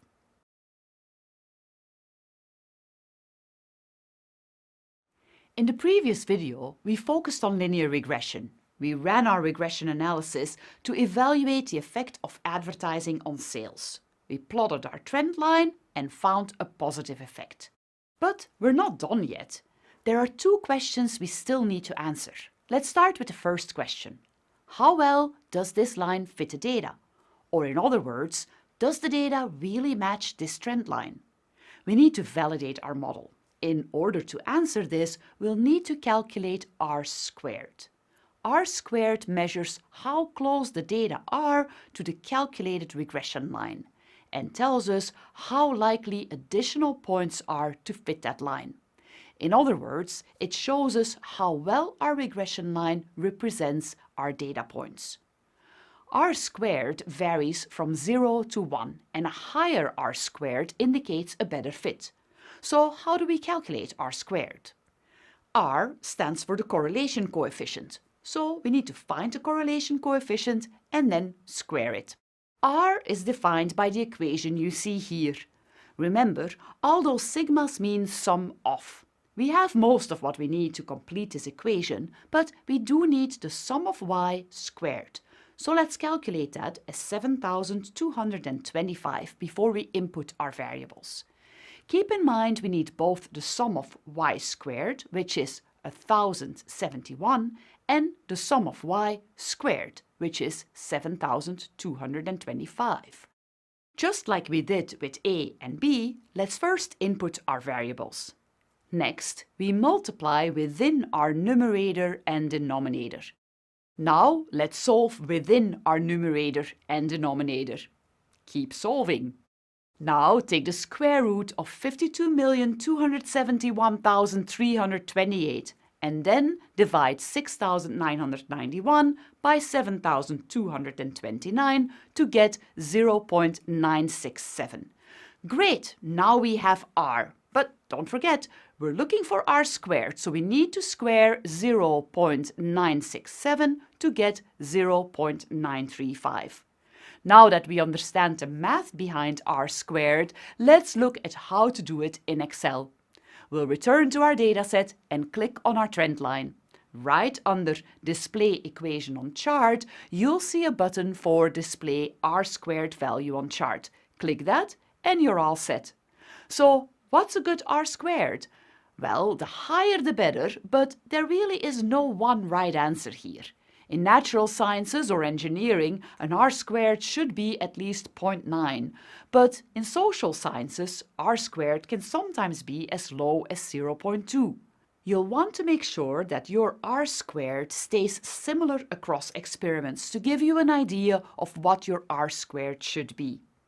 Of course, the higher r squared, the more certainty you have that your linear regression model is predictive. So much depends on how much certainty you or your company needs. After solving for r squared, we need to solve for our p-value. The p-value is the likelihood the data would have occurred if the null hypothesis were true. The null hypothesis is when there is no significant difference between test populations, which generally means nothing happening. In our case, our null hypothesis would be spending money on Facebook does not have an impact on sales. Keep in mind, p-value tells you how likely the null hypothesis is to happen, not that our original hypothesis is true. P-value is also sometimes called the statistical significance of a set of data. Statistical significance is another way of saying the p-value of a statistical test is small enough to reject the null hypothesis of the test. How do we calculate p-value? The easiest way to calculate p-value is to use the analysis toolpack in Excel. If you don't already have Toolpack installed, go to Tools, then Excel Add-ins, then click Analysis Toolpack. Once you have it installed, click Tools again and then Data Analysis. Then you'll want to click T-Test Paired to Sample for Means.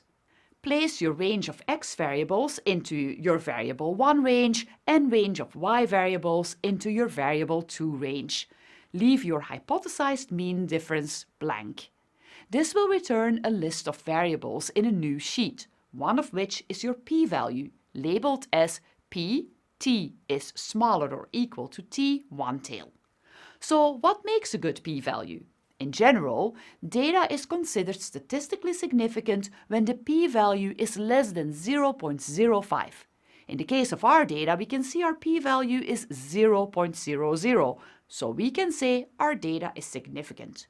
Going back to our original question, we can now say that increasing spend on Facebook increases sales in a statistically significant way. Next, we'll talk about how linear regression is used in marketing, and we'll also take a look at more complex forms of regression and why you might need those.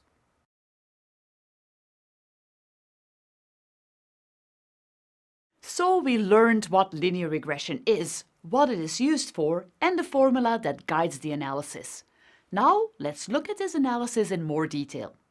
Let's take another look at the formula. Y is the dependent variable, B is the slope of the regression line, X is the independent variable, and A is the y-intercept of the regression line. We're first going to look at the equation and analysis manually, and then we'll look at how to plot it in Excel. Let's focus on the following question. Do sales go up when we spend more on Facebook? In order to determine this, we'll look at the dataset pictured here. It shows us the daily advertising spend on Facebook and the corresponding sales for the day. Generally, you'd want to look at a larger dataset of a month or more in order to remove day of week and sample bias, but since we're doing manual math here, we'll keep it a little simpler. For our example, y, or the dependent variable, is sales, and x, or the independent variable, is spend. So now we need to find a and b using the formulas seen here.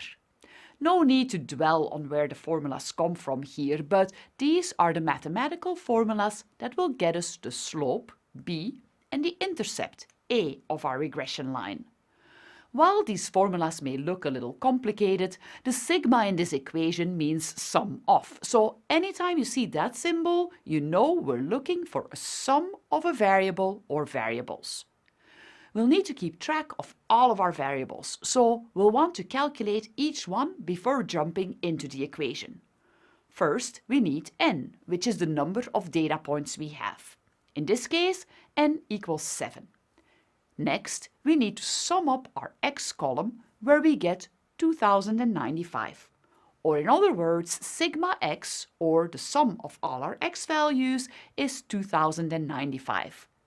Then we need to sum up our y column, where we get 85, or sigma y is 85.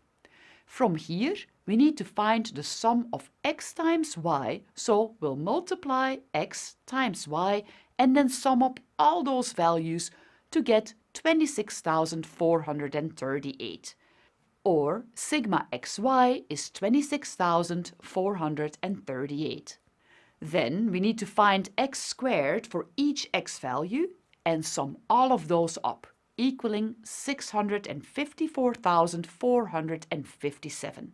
So sigma x squared is 654,457. Lastly, we'll want to find y squared and add all of those numbers up to equal 1,071. While we won't use y squared now, it'll come in handy later, so sigma y squared is 1,071. From here, we simply plug in the numbers into the equation to find our a and b values. Let's start with a, the intercept. First, we do our multiplication, and then we do our subtraction. Divide our numerator by our denominator, and a, or the y-intercept of our regression line, is 1.255. Let's do the same for b. First, we input all of our variables into the equation. Then we multiply within our numerator and denominator, and do our subtraction. Then, lastly, divide the numerator by the denominator, and b, or the slope of our regression line, is 0.036. So our linear regression formula is y equals 0.036 times x plus 1.255. Now you're probably thinking, well, there must be an easier way to do this, and you'd be right. Excel makes this possible in a few easy steps. First, you'll want to make sure your data is formatted correctly. Make sure your x-axis for your independent variable is on the left and your y-axis for your dependent variable is on the right. Second, you'll want to make a scatter plot of your data. You can do this by clicking Insert, then clicking on the scatter plot icon. Once you have your scatter plot, you'll want to add a trend line. You can do this by clicking any data point, then clicking Add Trend Line. Make sure to choose a linear trend line when the box pops up. Lastly, you'll want to display the equation on the chart. You can do this by clicking the box that says Display Equation on Chart. Once we do this, you'll see this is the same equation we came up with on our own, so great job! But we still need to answer the question, do sales go up when we spend more on Facebook? We can use our trend line to determine this quickly. we see an upward trend, which indicates that as the independent variable, in our case spend, increases, the dependent variable, or sales for us, also increases. So we can answer the question and say, yes, it does. That's great, but there are a few more steps we need to take before we can confidently claim that our advertising spend increases sales. We'll continue in the next video.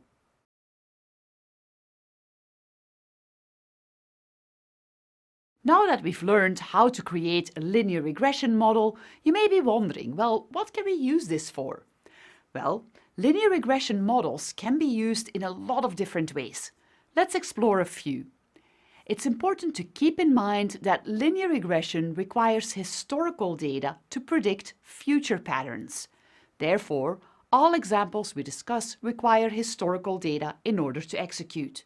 The historical data are used to come up with your regression model or to plot the trend line we just saw. Once you have that trend line, you can predict what will happen to the dependent variable when you change the independent variable. So, what is linear regression good for? In short, linear regression is a great way to answer how might this relate to that. For instance, one of the most common ways to use linear regression is to predict the impact of a price increase or decrease on sales. Using linear regression, we're able to look at the impact of previous price changes on sales to answer a question like, will a price increase or decrease change the number of sales based on historical data? Another common way we can use linear regression is to answer the question, does increased advertising spend lead to increased sales? Take, for example, the set of advertising spend and resulting sales data seen here. Once we plot our analysis, we see a positive correlation, meaning increased advertising spend does correlate positively to increased sales. Our R-squared is 0.6827, meaning about 68% of our change in sales can be correlated to ad spend, and 32% of our change in sales could be due to other factors, like competitive availability, sales, the general marketplace, and desire for your product. This means that we can expect that if we increase advertising spend, we will see increased sales. We can also use linear regression to forecast things like, does customer satisfaction impact sales? Does social engagement increase page visits? Do increased email open rates lead to increased sales? As you can see, the goal of any regression analysis is to see the correlation between one variable and another. In our next video, we'll take a look at how there are more complex forms of regression that consider the influence of more than one independent variable on the dependent variable. I will see you there.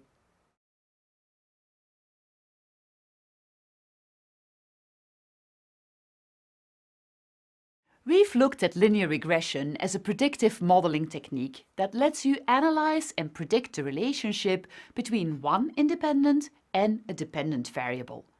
Linear regression is one of many types of regression analysis, and the type of model that an analyst chooses for regression is based on the nature of the variables you're dealing with and the relationship you expect between them.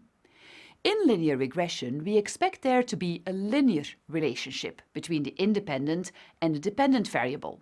So, if the independent variable changes with a certain amount, we expect that to have a constant effect on how much the dependent variable changes. For instance, if I spend $1,000 more on advertising, I expect $6,000 more in sales, no matter how much I was already spending on advertising when I decided to increase my investment. But, as we know from experience, that isn't always the case. So there are situations in which linear regression may not be the best choice. Scientists will rely on other models and machine learning to better predict outcomes over time, and while linear regression is a great starting point, sometimes more complex models are necessary.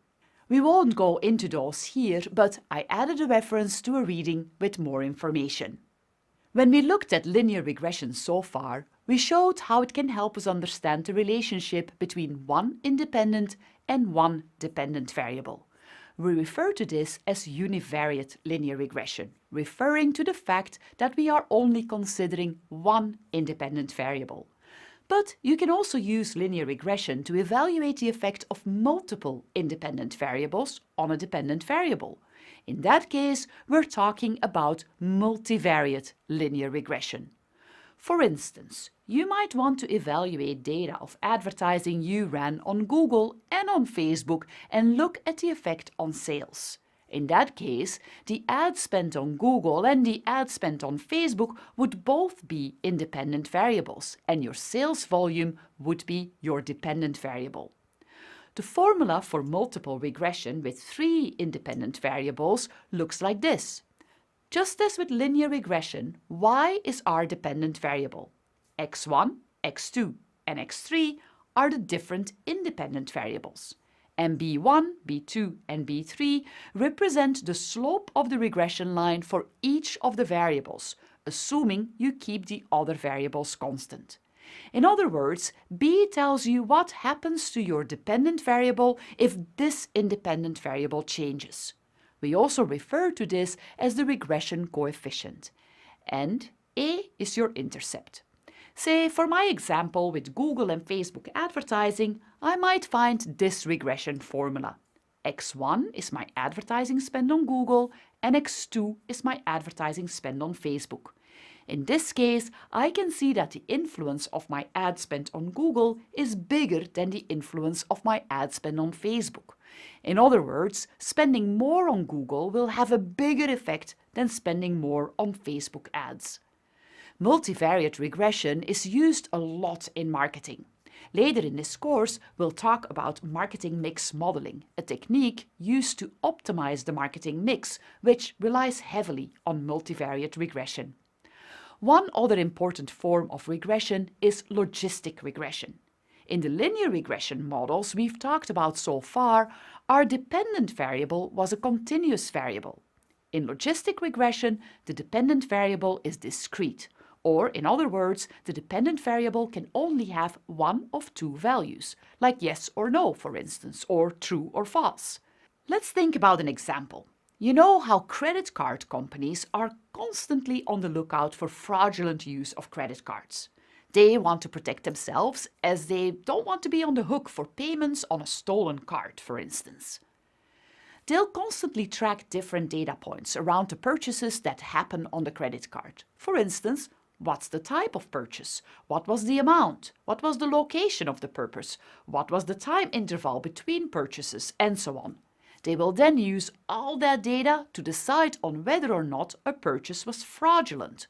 So the dependent variable in this case is the evaluation of the purchase as a fraud with only 2 answers, yes or no. The logistic regression model can help them evaluate how all the variables for which they have collected data influence this dependent variable. As we indicated before, there are many more regression models, but they go beyond the scope of this course. With the univariate and multivariate linear regression models and your understanding of what logistic regression is used for, you now know the main models that are commonly used in marketing.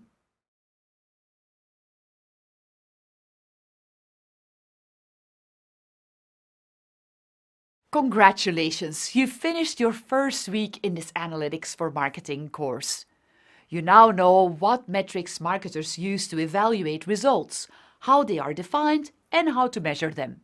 We looked at descriptive metrics like ROAS and ROI, and we also took another look at how to define your KPIs and represent them in a dashboard that can help you communicate results.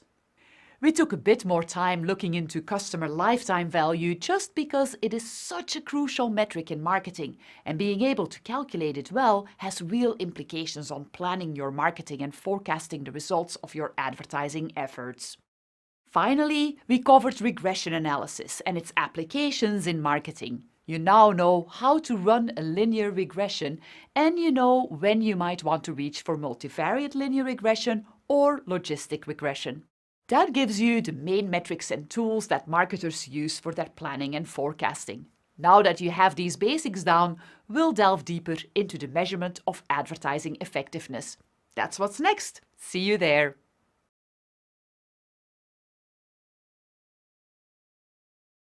As a marketing analyst, one of the most common questions you'll try to answer with data analysis is, did our advertising campaign work? This may seem like an obvious question, and we can intuitively think of different ways to answer it. However, getting the answer right isn't as straightforward as it may seem. This week, we will walk through different methods you can use to help answer this question. First, in this lesson, we'll take a look at what advertising effectiveness really means and which different approaches exist to measuring it. Then, we'll dive deeper into the use of experiments for advertising effectiveness measurement. And in the third lesson, we'll look at how you can optimize ads and make them more effective with A/B tests. By the end of this week, you'll have a few more tools in your marketing analyst toolkit. Let's get started.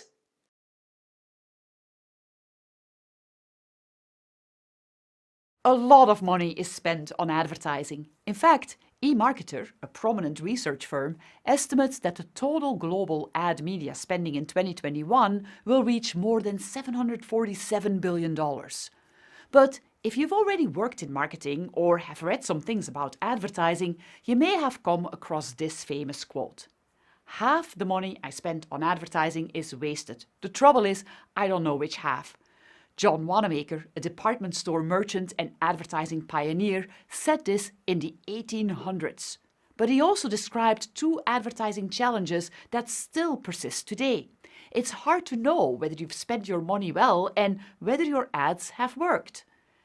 In other words, measuring whether your advertising is effective isn't all that easy. But given how much money flows into advertising, it's important we approach this question with a lot of rigor. First, I think it's really important that we ask ourselves what we're really trying to measure here, and what do we mean with advertising effectiveness? Of course, we need to go back to our objectives or goals. You may remember how in a previous course in this program we defined SMART goals for our marketing efforts and how we decided on ways to measure whether we're making progress through key performance indicators or KPIs. Let's look at an example. Remember Kala and Ivy, the flower business in Amsterdam owned by Imra? The business started with a flower boutique in Amsterdam, but now Imra has created a website and is planning on selling her famed bouquets online as well. Imra established this SMART goal to help her kickstart that initiative.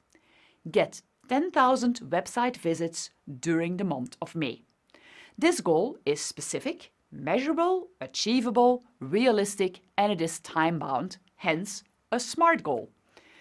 Imra decided that she could evaluate whether she's making progress towards her goal by measuring the number of monthly website visits. So that is her key performance indicator or KPI. Imra is running an advertising campaign to make people aware of her site and to encourage them to visit. To evaluate the effectiveness of this campaign, Imra would like to see whether the campaign has an effect on the number of monthly website visits. I could argue that I could count the number of clicks Imra gets on her ads. A majority of people who click will land on her website, so that will tell me something about whether the campaign is effective. That seems very logical. However, it would make us forget a few things. First, how about those people that saw the ad but did not click at that time because they were busy reading an article? They did remember the name and the ad though, and later went to check out the website by searching for it on Google. Their visit is an effect of the ad. However, I would not have captured that effect if I only counted the clicks on the ad. So, using clicks alone would underestimate the effect of my ads. When measuring ad effectiveness, you want to understand how much of your results was an effect of your advertising campaign. Underestimating can be problematic. Often, the results of a campaign drive decisions to spend more or less on the campaign in the future, and you don't want to make those decisions off of a misleading result. Second, Imra may see someone's visit after they clicked on the ad as a result of seeing her ad, but what if that person already knew of her website and would have visited the site even if they had not seen the ad? there's a chance that this person didn't need to see the ad and Imra's money was wasted on them. So in this case, I'm overestimating the effect of the ad. Measuring ad effectiveness also means evaluating whether your money was well spent. To prove that, you need to take into account what would have happened had you not advertised at all. Would people have come to the site anyways? Maybe as a result of a previous campaign or a press article? So you see that we are immediately confronted with a few questions here. It's definitely true that digital advertising has made measurement a lot easier, as I can evaluate clicks, purchases, and so on that resulted from an ad, but I still have to be very careful. As you saw from these two examples, relying on clicks alone can be very deceiving and it may lead us to the wrong conclusions. Digital advertising measurement is about more than counting clicks from ads. In what follows, we're going to explore different methods that will help us take these concerns into account, and we will describe ways in which advertising effectiveness measurement can lead us to conclusive results.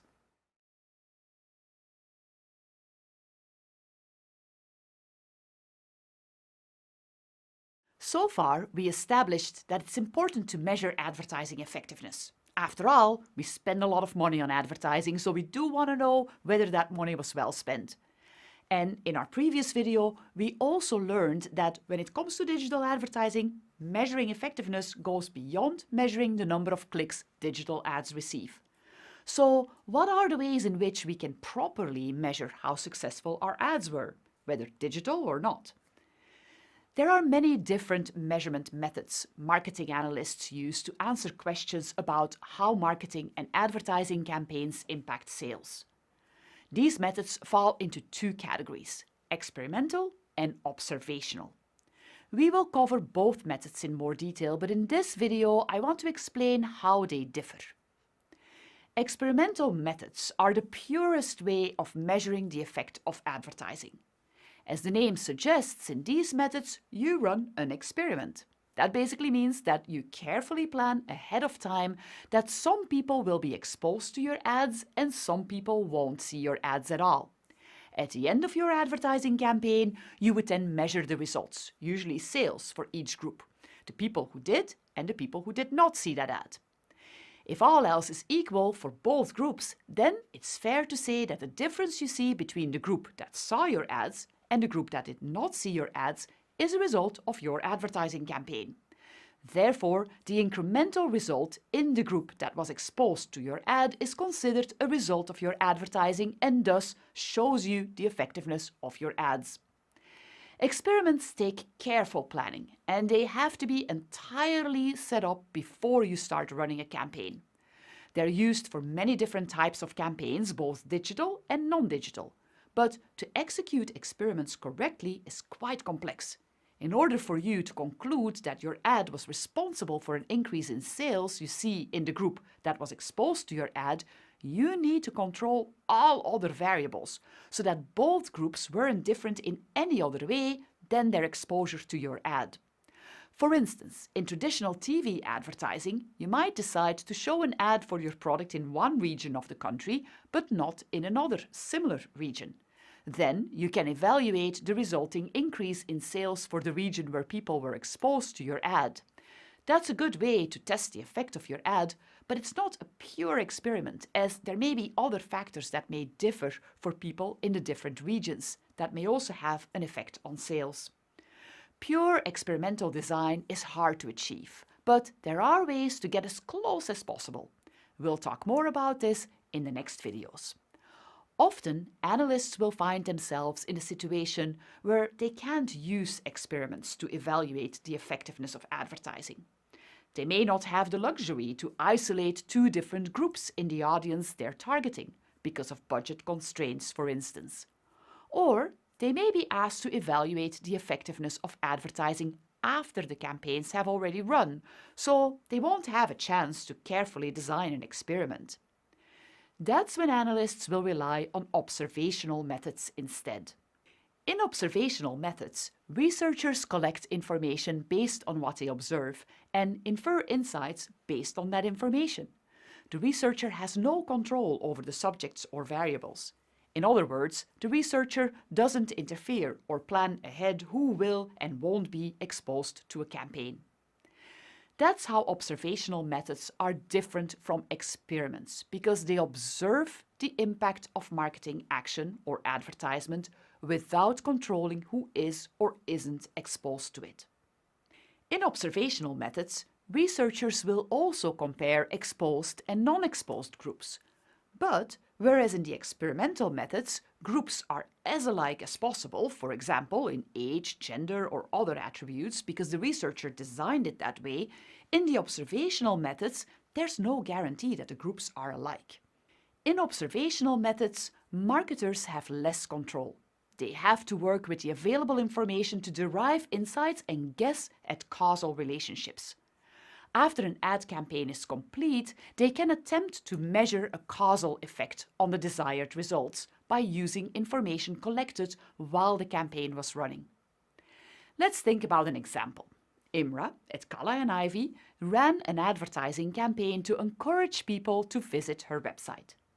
Imra did not plan an experiment before running her campaign, but she would still like to know how effective her campaign was.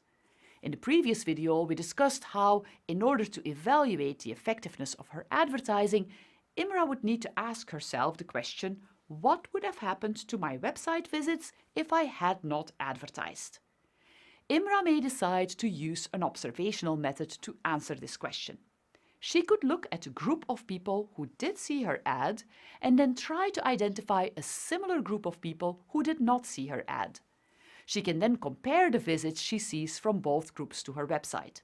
If the groups are really similar, then she can conclude that the difference she sees in visitation is a result of her ads. This sounds relatively straightforward, but there are a few complications. As I'm sure you can imagine, in Imra's case, there are a few questions that come to mind. How will Imra know whether the people who did not see her ad visited her site? After all, she cannot attach a cookie to their browser after the fact, or how can Imra create a group that is as similar as possible to the group that saw her ads?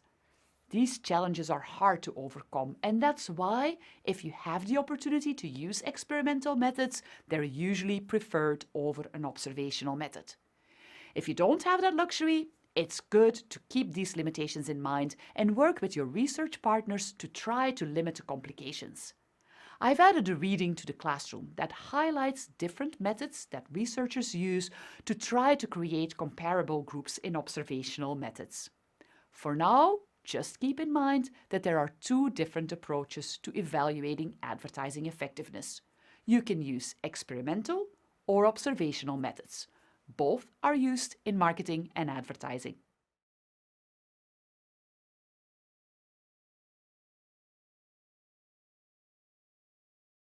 In our last lesson, you saw how the methods for evaluating advertising effectiveness fall into two categories: experimental and observational methods. In this lesson, we'll cover the experimental methods in more depth. But before we do so, I want to go through an important preparation step: the formulation of a hypothesis. If you went through the previous courses in this program, you already learned about the importance of formulating a specific hypothesis before embarking on an experiment. Let's look at it again in the context of advertising effectiveness testing. We've already seen how, before diving into analysis, you should make sure to formulate the business goal your analysis relates to. Once you have your SMART goal formulated, you can isolate what you will focus on in your analysis. And that's where your hypothesis comes in. Your hypothesis should relate to your primary business goal, and it pays off to put some effort into formulating it. A strong hypothesis will inform your analysis and make its results more meaningful. So, what is a strong hypothesis? A hypothesis is a proposed explanation for an observation. Your analysis will then help you accept or reject your proposed explanation.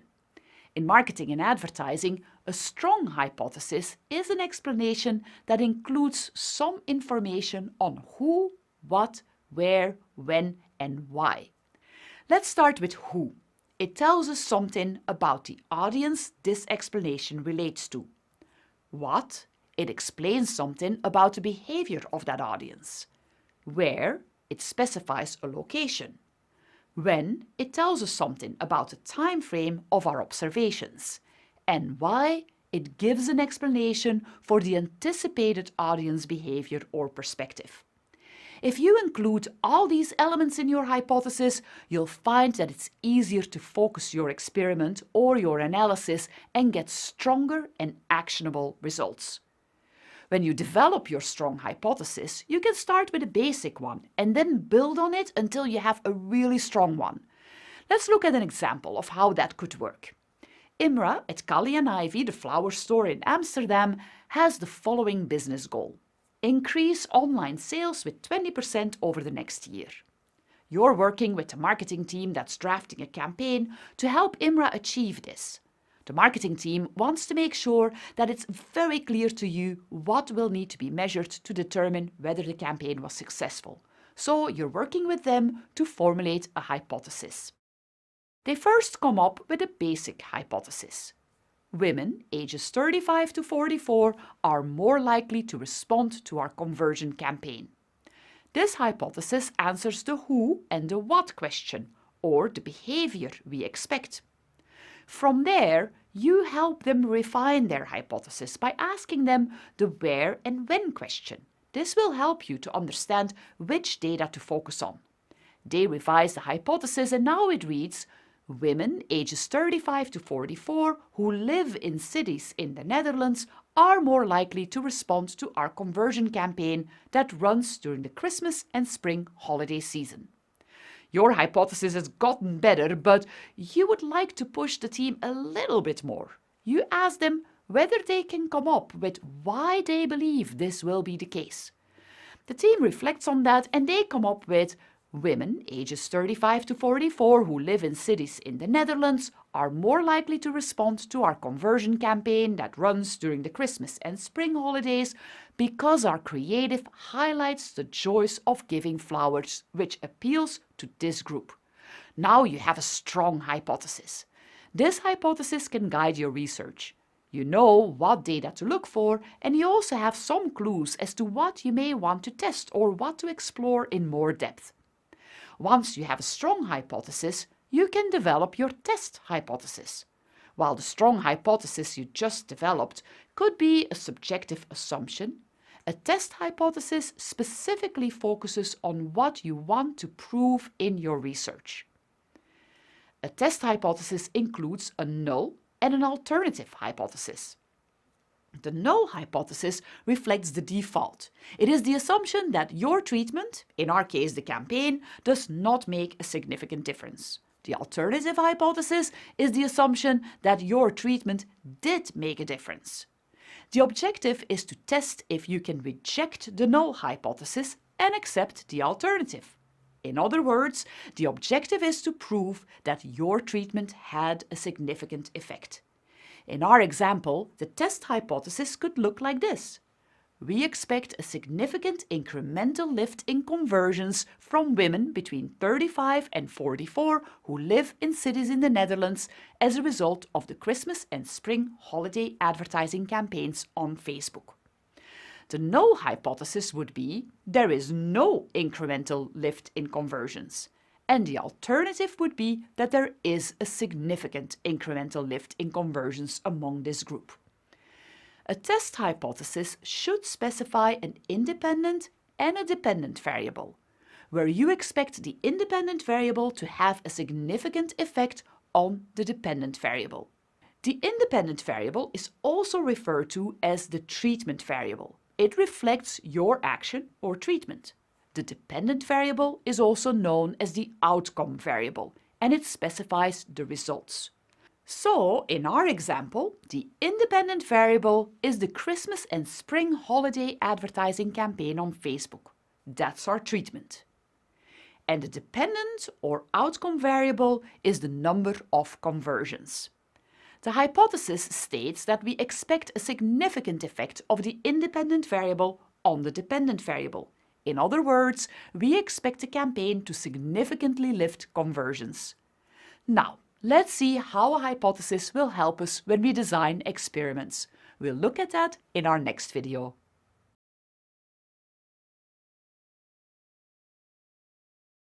Once you have your hypothesis formulated, you can use an experiment to test it. We saw in the previous lessons that experiments are often used in marketing to evaluate the effectiveness of advertising campaigns. Before we go into detail on the specific experiments used to do that, let me walk you through the basics of experiments. Experiments have been around for a long time and they're used in many different fields. The roots of experiments stem from agriculture. Over centuries, farmers learned what makes their crops grow through the use of countless experiments. By keeping almost all things the same, changing just one thing at a time, called a variable, the farmers were able to pinpoint which factor yielded the largest benefit. Imagine you have 2 plants and your goal is to increase plant growth. You want to test the hypothesis that giving plants fertilizer increases growth. In other words, growth is the dependent variable you're interested in and fertilizer is the independent variable or the variable you believe will affect growth. You can call one of your plants plant A and the other one is plant B. You give fertilizer to plant B and not to plant A. A few weeks later, you measure your plants and you see that plant B grew more than plant A. Since the conditions your plants grew in were otherwise exactly the same, you know that the fertilizer must have caused plant B's growth. This is the foundation of experimental design methodology. You treat one group of subjects and you don't treat the other group. You measure the differences in results between both groups after treatment and learn about the effect of your treatment. If you keep the conditions for both groups exactly the same and only vary one factor or variable, like the fertilizer in our example, you can assign the results you're seeing to that one variable. We call the group that received the treatment or test group, and the group that you didn't treat the control group. The one variable that differs between the groups is often referred to as the treatment or the treatment variable. So, how do experimental design principles apply to measuring advertising effectiveness? In advertising, your treatment could be exposing someone to a particular ad. So, you can use experiments to measure the effects of your ad on the results you're hoping to achieve. For example, if one group sees your ads and another group doesn't see your ads, you can measure how many results or sales you achieve from the group that saw your ads and compare that to the number of results or sales you see from the group that didn't see your ads. The difference in results or sales can then be considered the results of your advertising. But as I'm sure you can imagine, creating a controlled experiment to measure your advertising effects is a bit more complex than comparing what happens to 2 identical plants when you give one of them fertilizer. Later in this lesson, we'll go through exactly how these experiments are set up. But before we do that, there's one really important thing you should remember about experiments. Experiments are carefully planned ahead of time. That's because they involve creating groups of subjects that receive different treatments. So if you want to run an experiment to test your advertising effectiveness, you have to plan it before you create or run your advertising campaign. While there are different ways to evaluate your advertising effectiveness, experiments are the best way to answer the most important question you'll get as a marketer. Was your advertising worth the money? Did it generate the results you wanted, like sales, traffic, leads, and other types? But in order for an experiment to give you all the answers you need, there are a few things you need to keep in mind as you design your study. Let's cover those in our next videos.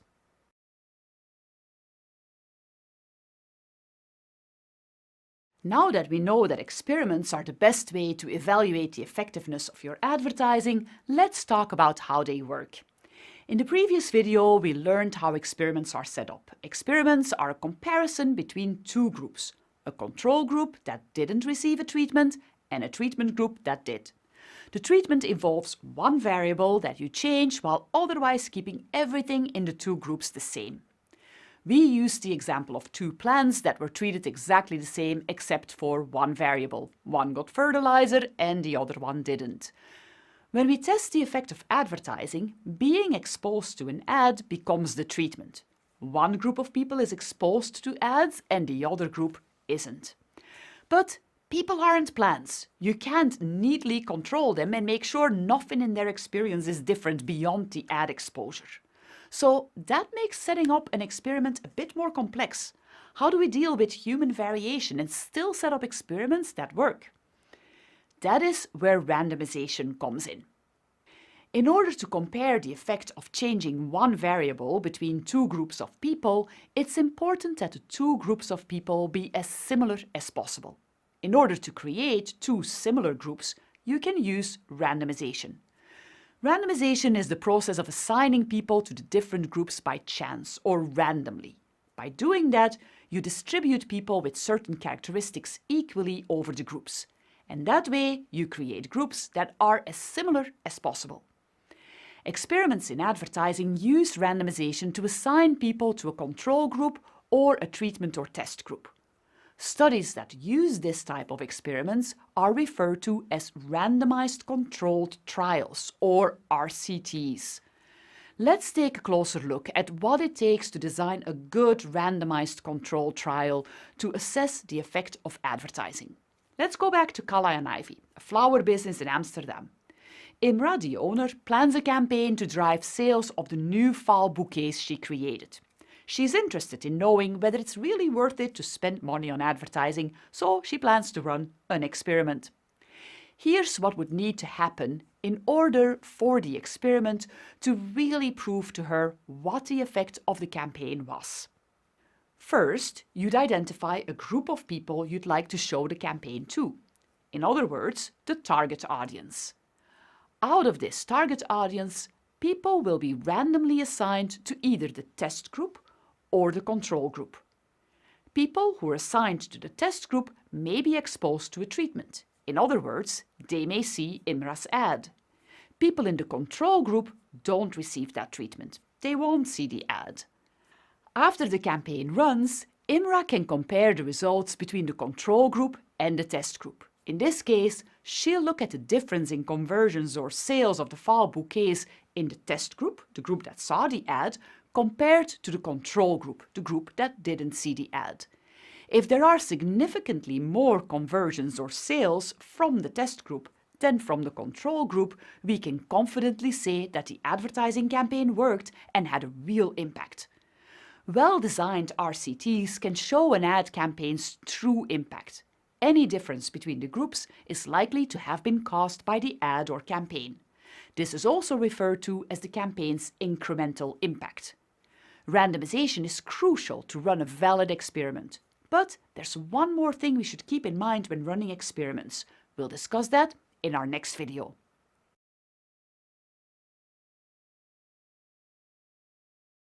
There's one more thing to consider when thinking about randomized controlled trials in advertising. An RCT is set up so people will have the experience intended for whichever group they've been randomly assigned to. They see the ad in the test group or they don't see the ad in the control group. However, it's not that easy to achieve this in advertising. This is because it's not always possible for the researcher to make sure everyone in the test group receives the treatment. I may intend to show you an ad on Facebook, but what if you don't use Facebook while my test is running? This could mean that you're not getting the treatment I intended for you. Should you then move over to the control group? Well, actually no, that's not a great idea, because then my groups would no longer be random. If I send over all the people that weren't using Facebook while my ad was running, my control group won't be as similar as possible to my test group any longer. That's why well-designed tests use intention to treat, or ITT. ITT keeps all experiment participants in the group they were originally assigned to, regardless of what they see or do. This minimizes the effect of potential bias. Let's talk about ITT with an example. Imagine the medical community is testing a new drug and you're placed in the test group. You're given the drug to take, but the people conducting the experiment can't always control whether you actually take it. You may forget, or you may decide you don't want to take it. In an ITT setting, however, your outcome will be measured as part of the test group, regardless of whether you actually took the medicine. It's the same with advertising. Whether or not you actually receive the treatment, you will remain in the test group and your results will be part of the test group. When you use intention to treat, or ITT, it reduces the effects of the treatment, which makes it a bit harder to achieve significant results, but it keeps the bias out. So, experiments are a powerful way to measure the effect of a campaign. But if you plan to use experiments in your role as an advertiser, make sure that these two conditions are met. The experiments should use a randomized controlled trial design and adhere to ITT, or intention to treat, for the test group. This way, you can be reassured that your test is not biased and that you can be confident in your results.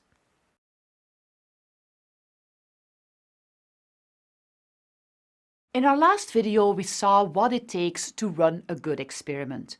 Now, let's look at the nature of the results that come out of an experiment and how you can interpret them.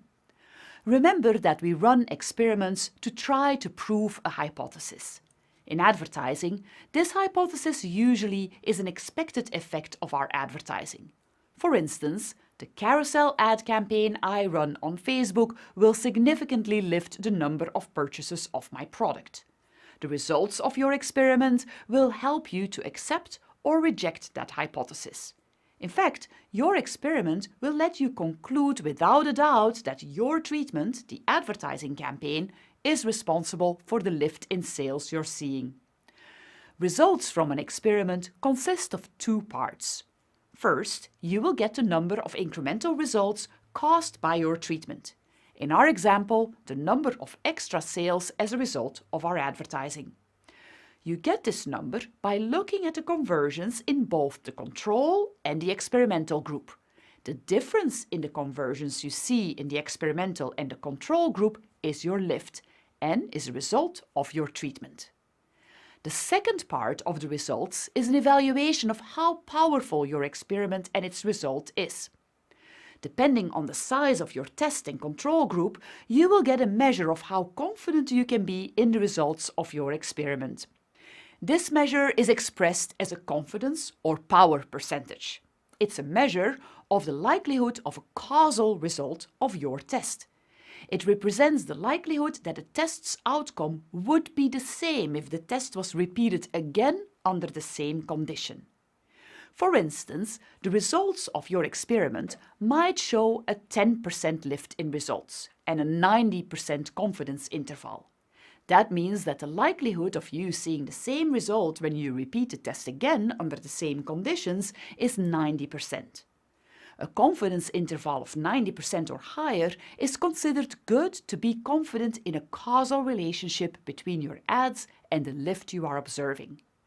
Lift tests can help a marketer evaluate a campaign's effectiveness, and they can also be helpful in making strategic decisions about how to use budgets.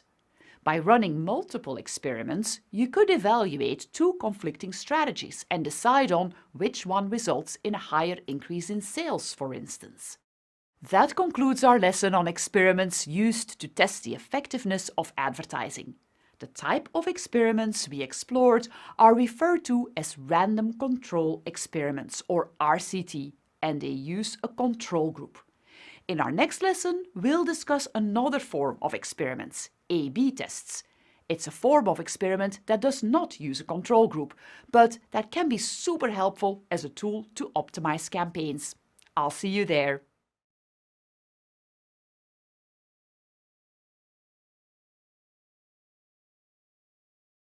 Now let's look at another form of experiment, A/B tests. A/B tests, also known as split tests or comparison tests, are not randomized control trial tests like we discussed in our last lesson, as it's a form of experiment where you don't use a control group. It's an experimental method commonly used in marketing as it helps to make quick decisions that help you to optimize advertising campaigns. In this video, we'll take a look at what A/B testing is and how it works. Let's go back to our plans example. Imagine again that you have two plants and your goal is for the plants to grow.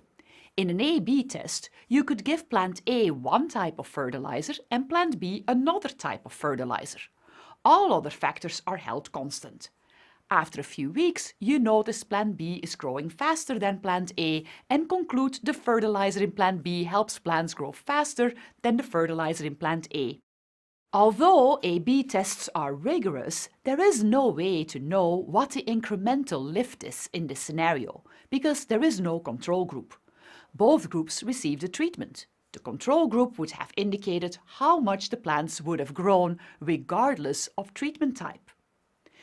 In marketing, A/B tests are used often to test different versions of an ad to see what works best and improve future campaigns.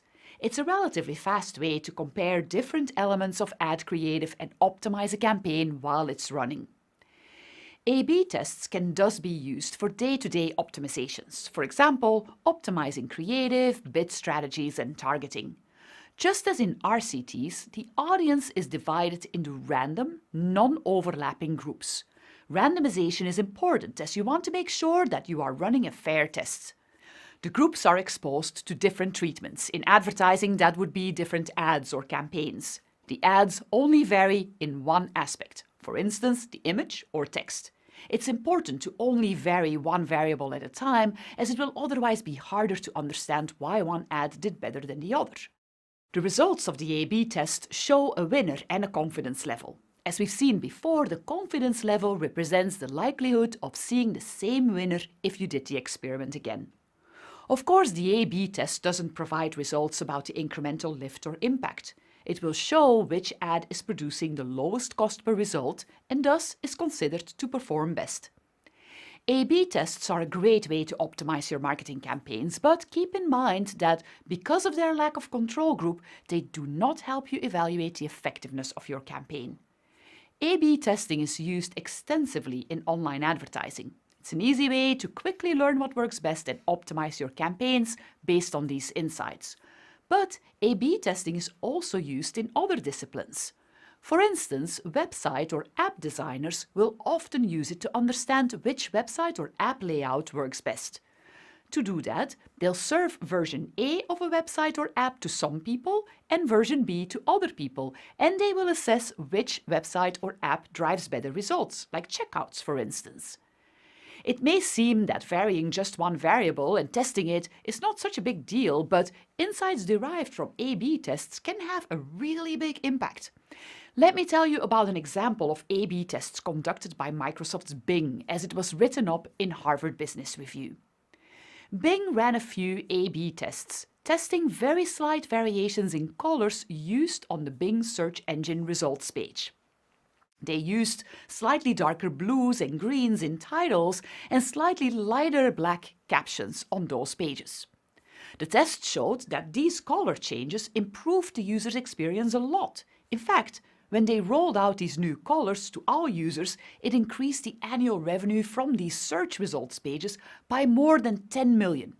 Actually, when I worked in Yahoo's search research team, we used A/B testing very rigorously, and we also found that small changes to the user experience on the search results pages could have a very big impact on the revenue that was generated from those search ads on those pages. For many companies, A/B tests form the basis of their test and learn approach. Often, companies will run A/B tests on an ongoing basis as a means to keep optimizing their advertising, marketing, or website. In this type of test and learn approach, the winner of an A/B test will become the baseline experience for a new comparison test. Say, you may find that in your first test, B is the winner. Then you can construct a new test where B becomes your baseline and add a new version, C. Then you evaluate which of these two is the winner, and so on. Many advertising platforms have an A/B testing option built in, making it possible for advertisers to run tests as part of their campaign. We will see in our next course how Facebook Ads Manager gives you that option. These built-in solutions take care of the randomization for you. Just keep in mind that you should only vary one variable at a time when you set up your test. If you have more variables you want to test, you can do it sequentially in a test and learn setup. In our next video, we'll look at possible test designs that would let you test different strategies, like in an A/B test, but also evaluate which strategy is most effective using a randomized control trial.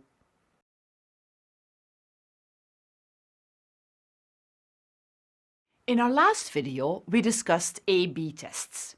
They are used a lot in marketing as they can be very helpful to quickly decide between different marketing strategies. But as we saw, A/B tests don't have a control group and therefore you cannot draw conclusions regarding the effectiveness of your campaigns using them. Of course, there are situations where you might be interested in knowing what the effect is of different strategies on your desired outcome. For that, you can set up multi-cell lift tests or nested cell tests. That's what we'll look at in this video.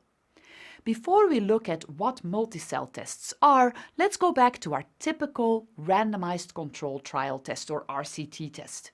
We discussed how in a test like that you could randomly split your audience in two groups, the test and control group.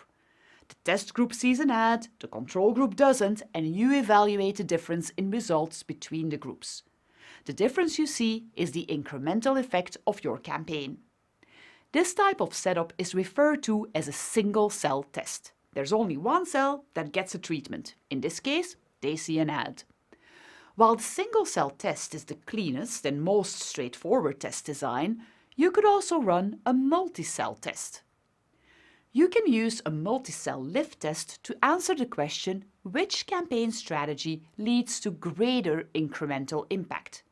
In a way, a multi-cell test is a combination of an A/B test with an RCT. In other words, it lets you test different strategies, strategy A and strategy B, and compare these strategies to a control group. Multi-cell tests are more complicated, but in their simplest form, you set up your campaigns with different treatment variables you want to test. The same way single-cell lift tests measure incremental results, multi-cell tests tell you which campaign generated the greatest incremental result. Let me give you an example of how you might use this. Say you're planning an advertising campaign for Calla and Ivy, the flower business in Amsterdam. You would like to test two different ad strategies with the goal to increase purchases of fall bouquets online. In one strategy, you target women between the ages of 35 and 44 who live in cities in the Netherlands. And in the other strategy, you target women between the ages of 45 and 64. You want to make sure that you use your advertising budget wisely, and you want to understand which of these strategies gives you the highest incremental number of purchases. So you decide to also include a control group. Sometimes we'll refer to this as a holdout group, since these people won't see an ad. Now that you have a control group, the results of each strategy can be compared to the results from the control group. Or in other words, you can evaluate the incremental purchases from each group.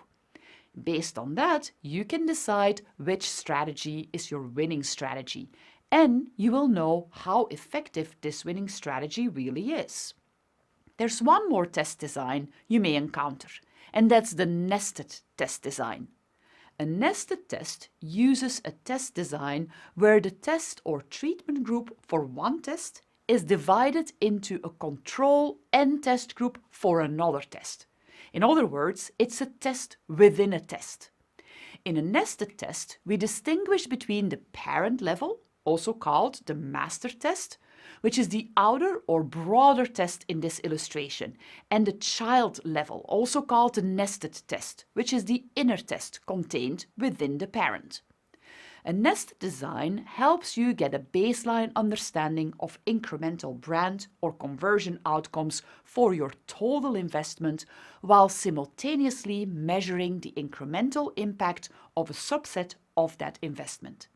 Let's look at an example. Kala and Ivy runs a conversion campaign year-round, where they encourage people to check out and buy their bouquets online. But they also run seasonal campaigns on top of that. For instance, the fall bouquet campaign we just talked about. If Imra at Kala and Ivy wants to understand the impact of her total advertising investment and also understand the incremental impact of the seasonal campaign, she could use a nested design. In that case, her parent level or master test compares a control group to a test group that is exposed to the year-round conversion campaign. And the people in that test group can be randomly split in two groups. Some of them will be exposed to the fall bouquet campaign on top of the general conversion campaign, and some of them won't be exposed to the fall bouquet campaign, but they will still be exposed to the general conversion campaign. Now Imra has all the test cells she needs to understand the impact of her complete investment. The second test group at the child level will let her estimate what the incremental impact is of the fall bouquet campaign over and above the impact of the general conversion campaign.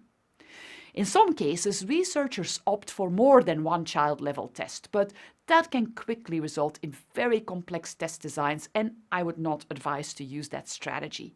In a case like that, it's better to test sequentially if you can. Now you know the different types of test designs you can use. I would advise you to keep it simple if you can. Also, keep in mind that if you split up your audience in more cells, you'll need a larger number of people in total, as you need enough people in a cell to draw meaningful conclusions from your test. In the case of advertising, that means that you would need to increase your advertising budget so you get reliable results from your test.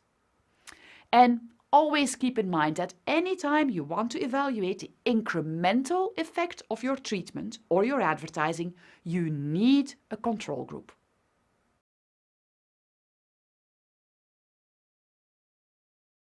Congratulations! That brings us to the end of another week in our Analytics for Marketing course. You now have a better understanding of how you can approach a very important question you will get as a marketing analyst. How did our advertising campaign impact results?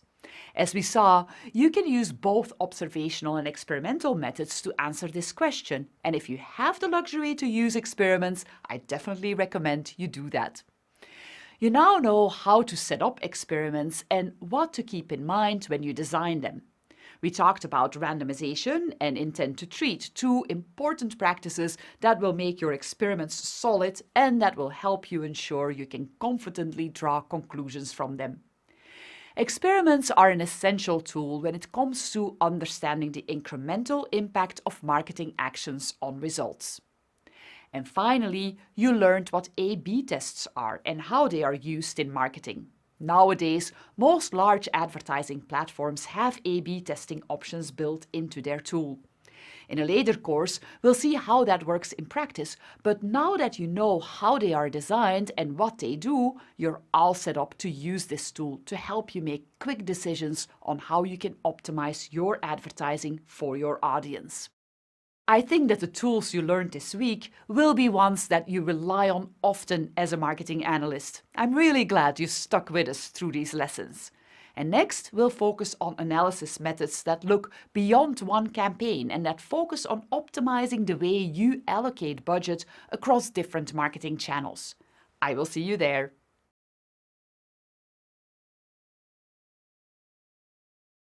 So far, you learned about the important outcome variables marketers focus on and how to calculate them.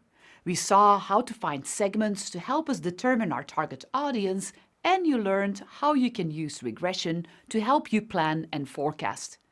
We also covered different ways in which you can analyze the effectiveness of a campaign using observational or experimental methods. But as you can imagine, marketers need to look beyond one campaign, and they often juggle different campaigns and actions on different platforms. It's great to evaluate the effectiveness of each of those actions individually, but you also want to understand how all these actions and efforts work together to ultimately help you reach your goal. Which of your ads was most influential? Where should you allocate your precious marketing dollars? Which parts of the sales funnel are affected by my actions? All of these are very common and important questions that marketing analysts help to answer. This week, you'll learn about different optimization techniques, and you'll finish with a new set of tools that you can apply in your role as an analyst. In this first lesson, we're going to focus on marketing mix modeling, a technique that brings historical data from marketing actions in different channels together and, through iterative modeling, helps you understand how much each of them influenced your results. Then we'll look at attribution, which also looks across channels, but is often used to evaluate digital channels only. Attribution analysis is a bit more immediate than marketing mix modeling and uses a different approach to building a model. Finally, we'll look at how you can analyze your sales funnel to understand how your company is performing at the awareness, consideration, and conversion stage, and what that could mean for your marketing optimization. Another full week, so let's get started.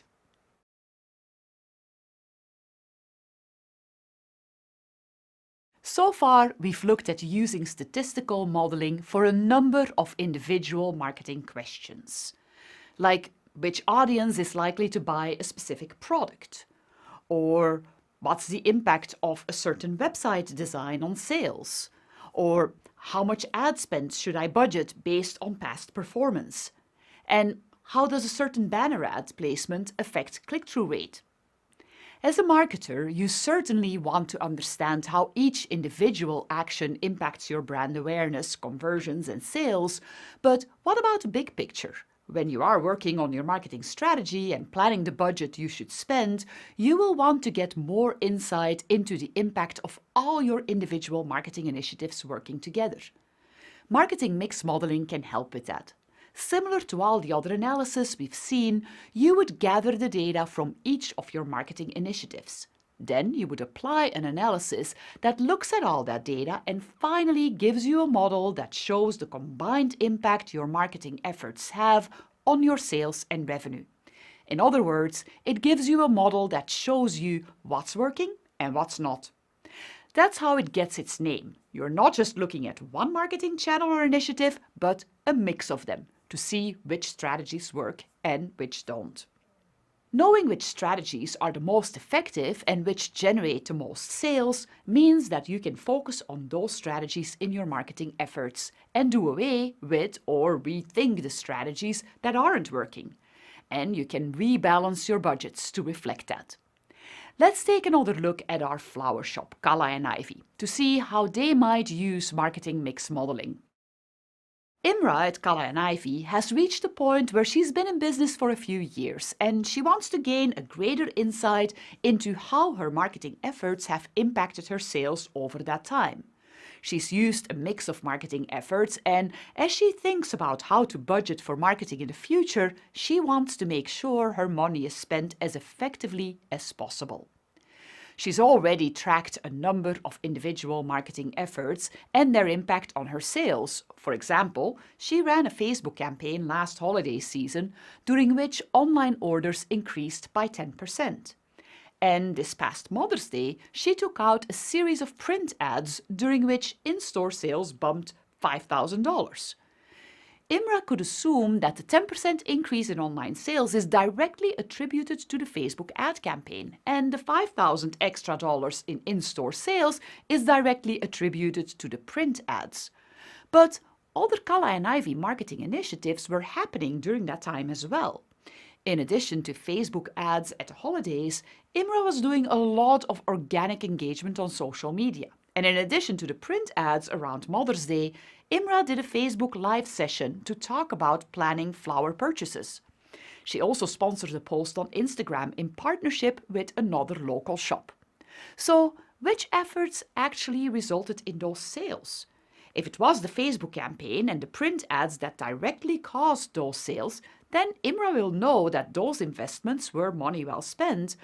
But what if it was the unpaid organic engagement on social media that really led to those sales? Then Imra knows she can save money in the future by investing time and creativity into organic channels.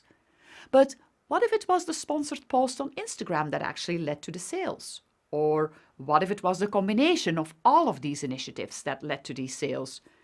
How would she know? A marketing mix model will tell us the answer. Let's get started on learning more about how this works.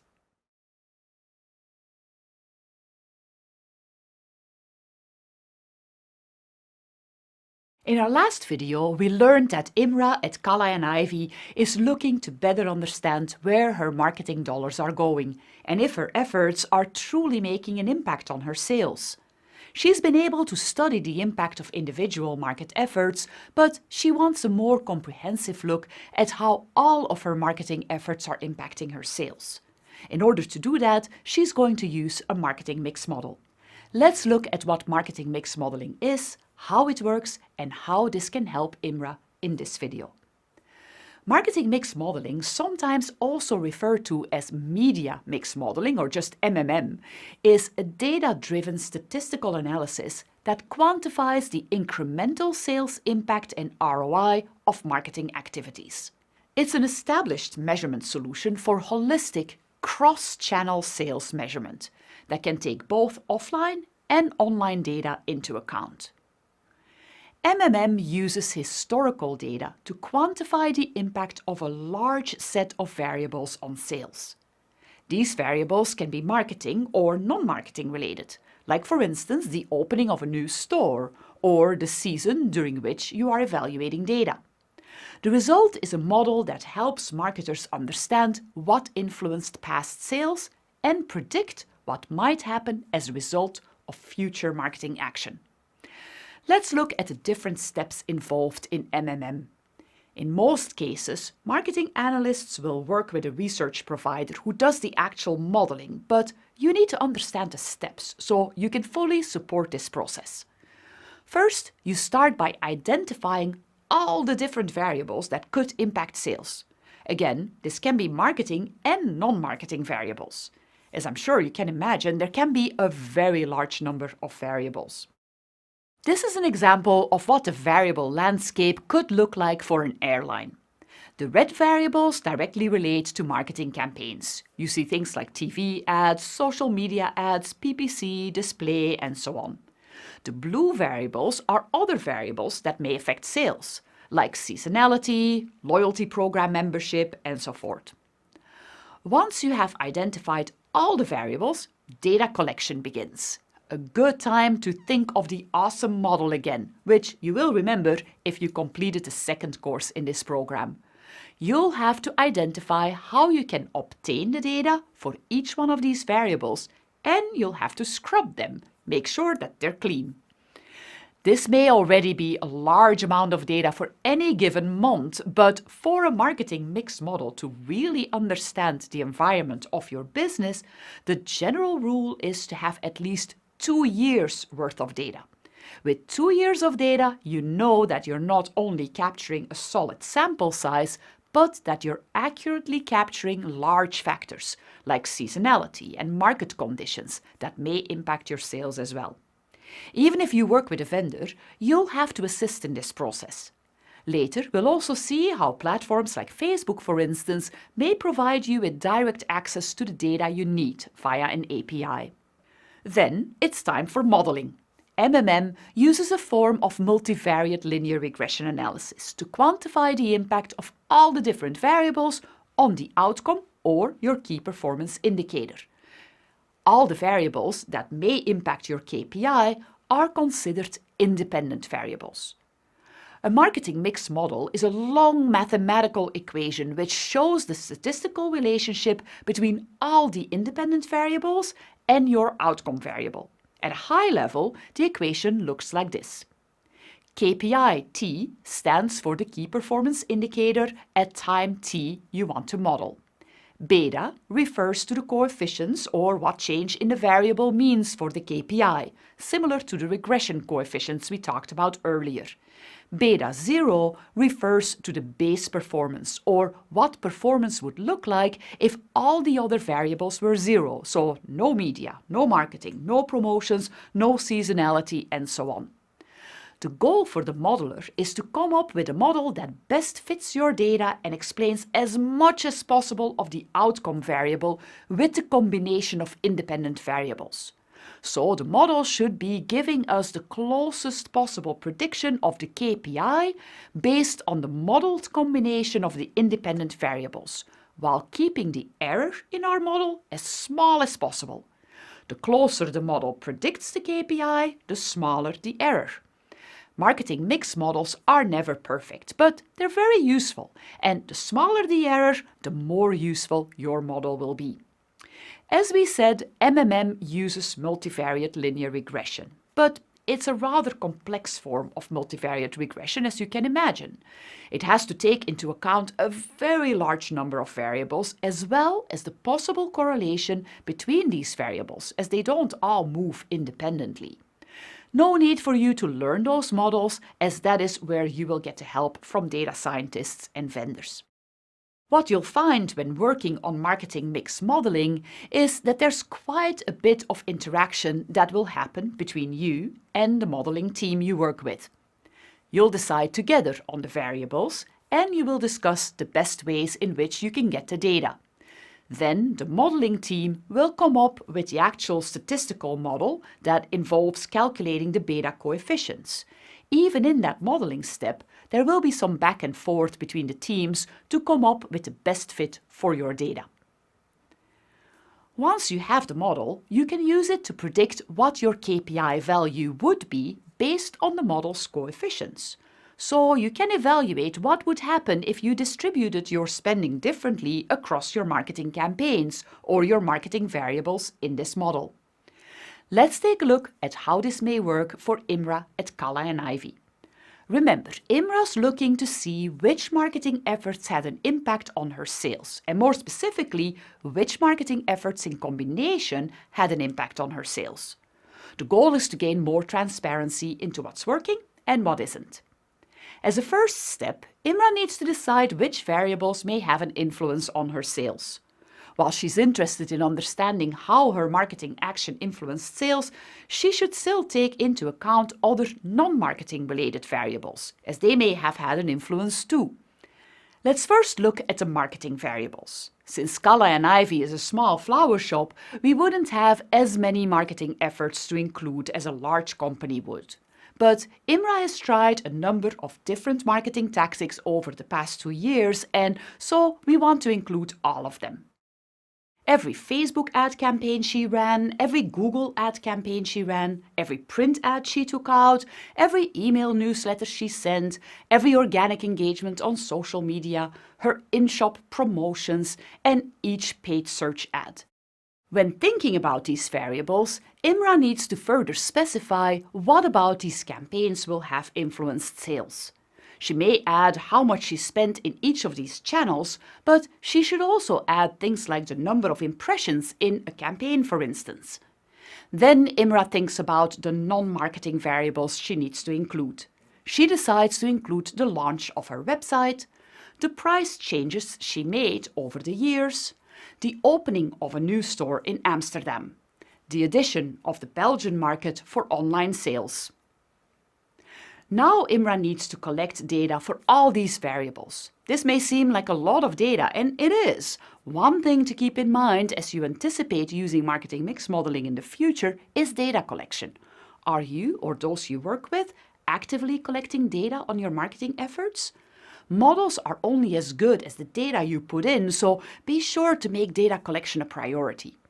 Imra won't do the analysis herself. She hired a vendor to help, and their team of statisticians is helping her define the variables and the exact data she needs to collect, and they help her clean the data too. Then they're ready to start the modeling work. We won't get into the details of how the exact analysis works for Imra. Essentially, the modelers run a very complex regression on all the data Imra and team provided. After several iterations, the modelers come back to Imra with a model that explains how much influence all the variables she defined had on her sales. In a very, very simple form, this model could look something like this if there were only 3 variables. The model tells me that if Imra increases prices with $1, her sales units go down by 5,000. If Google search ad impressions increase with 1 million, sales units go up by 500. And an increase of Facebook ad impressions by 1 million increases the sales units by 4,000. Of course, Imra's model looks more complex as she had many more variables she was assessing, but now that she has this model, she can use it to start planning how to best allocate her budget. As you can see, having a marketing mix model can be very helpful for small and large businesses alike, but as we'll see in the next video, there are some challenges when it comes to running this type of analysis.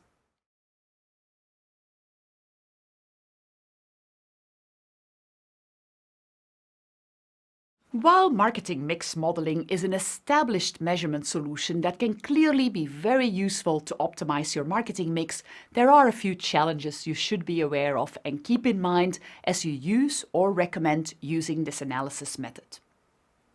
First, as you saw as we walked through how marketing mix modeling works, it involves collecting a lot of data. And if you want a high-quality analysis, you'll need high-quality data. To conduct an MMM analysis, you need a long historical data window. We said how ideally you use data from at least 2 years back, but typically models are built with data from even a longer period of time. For MMM to work well, you also need enough variation in the data for each variable. If there isn't much change in the variable over the time period you're looking at, the variable will not be much of a signal and its influence will be hard to model, even if you expect that variable to change a lot more in the future. MMM measures the impact of different variables on a result, for instance sales. For the model to work well, the impact of the independent variables you are looking at should be substantial. In other words, you should expect that the variables change your result a lot. If that is not the case, it's hard to derive with enough confidence what the impact was of the different variables. MMM is great for saying what every factor contributed and whether channel X did better than channel Y, but MMM is not great at deriving more granular insights from specific campaigns. For instance, MMM is not the right tool to understand whether one ad placement was better than another.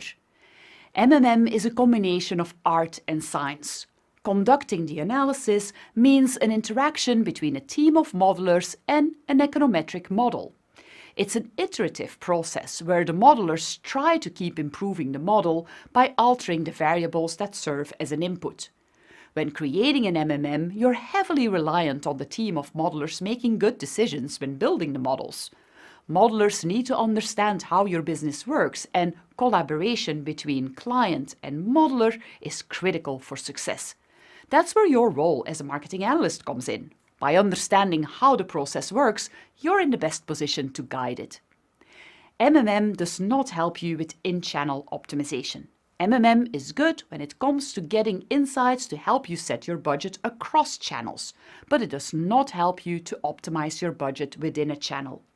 Because of that limitation, it often optimizes media spend without questioning whether we maximized within the media channel. For example, let's think about Kala and Ivy again. Imagine that their MMM shows that their Facebook investment did not have as much impact as the pay-per-click campaigns they ran last year. As a result, the model recommends spending more money on pay-per-click next year and reducing the investment on Facebook. But what the model doesn't know is that Imra could have chosen better creative assets for her Facebook campaign and could have done a better job defining her targeting parameters. Had she optimized these variables, Facebook might have had a much higher impact than pay-per-click, so there would have been a better optimization option than what the model recommends. Estimating the future based on data from the past can be hard. As we saw, MMM uses historical data. Models based on historical data are of course useful, but not 100% accurate at estimating the future. With MMM, you are attempting to replicate the real world, and you can get pretty close relying on historical data. But it's a fast-changing world, especially when it comes to digital marketing. So the assumption that historical data from 2 to 3 years ago applies seamlessly to the future isn't always correct. MMM also struggles with short-term changes in strategy. If your company goes through a substantial change, the marketing mix model you have may no longer apply. Finally, marketing mix models take a long time to build, and building them is expensive. The process to build a marketing mix model can easily take 6 months. And once you have a model, you have to refresh it regularly with new historical data. As a result, MMM is mostly used by larger companies who have the means to run this type of analysis in cooperation with a research agency that specializes in this sort of modeling. In our next course in this program, we'll discuss how there are new developments related to marketing mix modeling that try to help overcome some of these challenges, so MMM becomes more feasible as an analysis technique for smaller companies and companies who want faster results. In the next lesson, we'll look at attribution as a different way to optimize your marketing mix. Attribution is mainly focused on online channels. It uses a very different approach, but the results are more immediate. I'll see you there.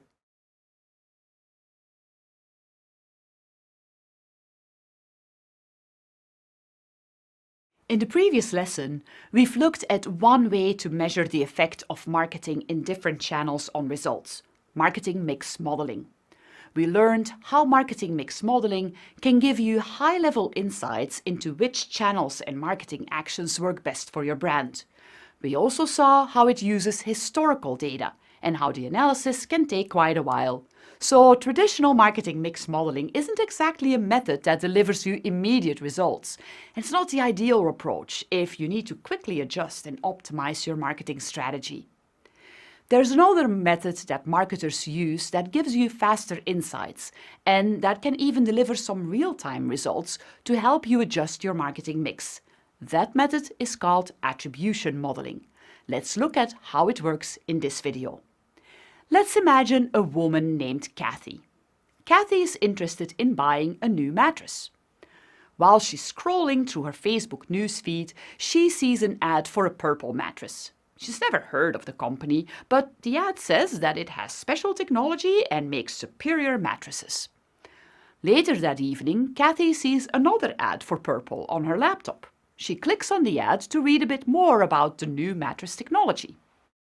The next day, Kathy sees another ad for purple when she's reading news on her phone.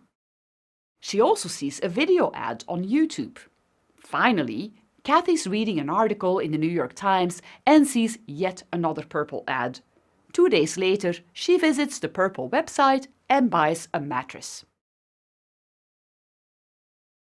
As Kathy moved through her customer journey, she came into contact with many different ads. And most likely, all these ads had some effect on Kathy's decision. If you're a marketer at Purple, you'd like to know which one of your ads worked best. So, how do you answer that question? Attribution is the measurement solution that many marketers rely on to answer these questions.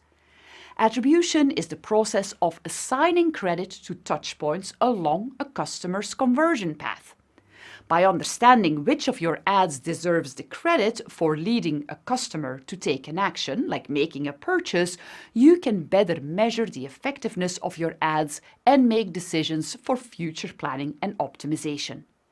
This insight can help you understand whether you invested in the right advertising channels. And by understanding which of the channels works best, you can make decisions to redistribute your budget in the future. Before digging into how attribution works, let's take a closer look at what the output of an attribution tool could look like and how results are typically used. Here's a hypothetical example. Imagine you're a marketer and you ran an advertising campaign on these different channels: Google, Google Display Network, Facebook, Trade Doubler, and Criteo. Your attribution tool may show you that the ads you ran on Google contributed most to your results, in this case a weight of 30%. Next are Google Display, which contributed 20%, and Facebook also 20%, and so on. You also see the ROI, or the return on investment here. Again, Google is highest, Facebook is next. Note that the ROI is different from the weight, since it takes into account how much you paid for the ads. The weight of Google display may be higher, but the ads were more expensive, so that makes the ROI lower than the ROI for the Facebook ads in this case. Those were your observations for Q1. Now you can use this information to inform your marketing strategy for Q2. Since you learned that Google and Facebook had great ROI, you can increase your investment in those channels. For instance, you could put 40% of your budget into Google ads, 30% into Facebook ads, and less into the other channels. Attribution is mostly used to evaluate the impact of online media channels on a purchase. Of course, you could also use it across online and offline channels like TV, for instance, but since the data is not always as easy to get by, the results from this type of cross-channel analysis are not as immediate. You can use both paid and non-paid media as input for your attribution analysis, or in other words, you can look at the effect of advertising as well as organic social media posts, for instance. Well, that sounds a lot like what you do with marketing mix modeling, right? But there's a difference. With attribution modeling, you will decide on a model in which you're going to credit the different marketing channels before you start analyzing. You will think about the customer journey and make some assumptions about which parts of your marketing you believe has the biggest effect on the final sale. So in our example for Kathy and the purple mattress, you might say, I believe that the very first ad Kathy saw and the last ad before she decided to buy are the ones that really made the sale happen. So your model would be one where the first ad and the last ad share all the credit for the conversion. The model you decide on is the attribution model. So attribution is a method with these components: the input data, information about the ads a person saw and whether they clicked on them or took action, and a model that is used to assign a value to the different touchpoints. The output is a value for each touchpoint that reflects the impact it had on the conversion. The accuracy of attribution results depends on the quality of the data input, but also the accuracy of the model. In other words, how closely the model reflects reality. And that part is key. In our next video, we'll take a closer look at attribution models and how they're used.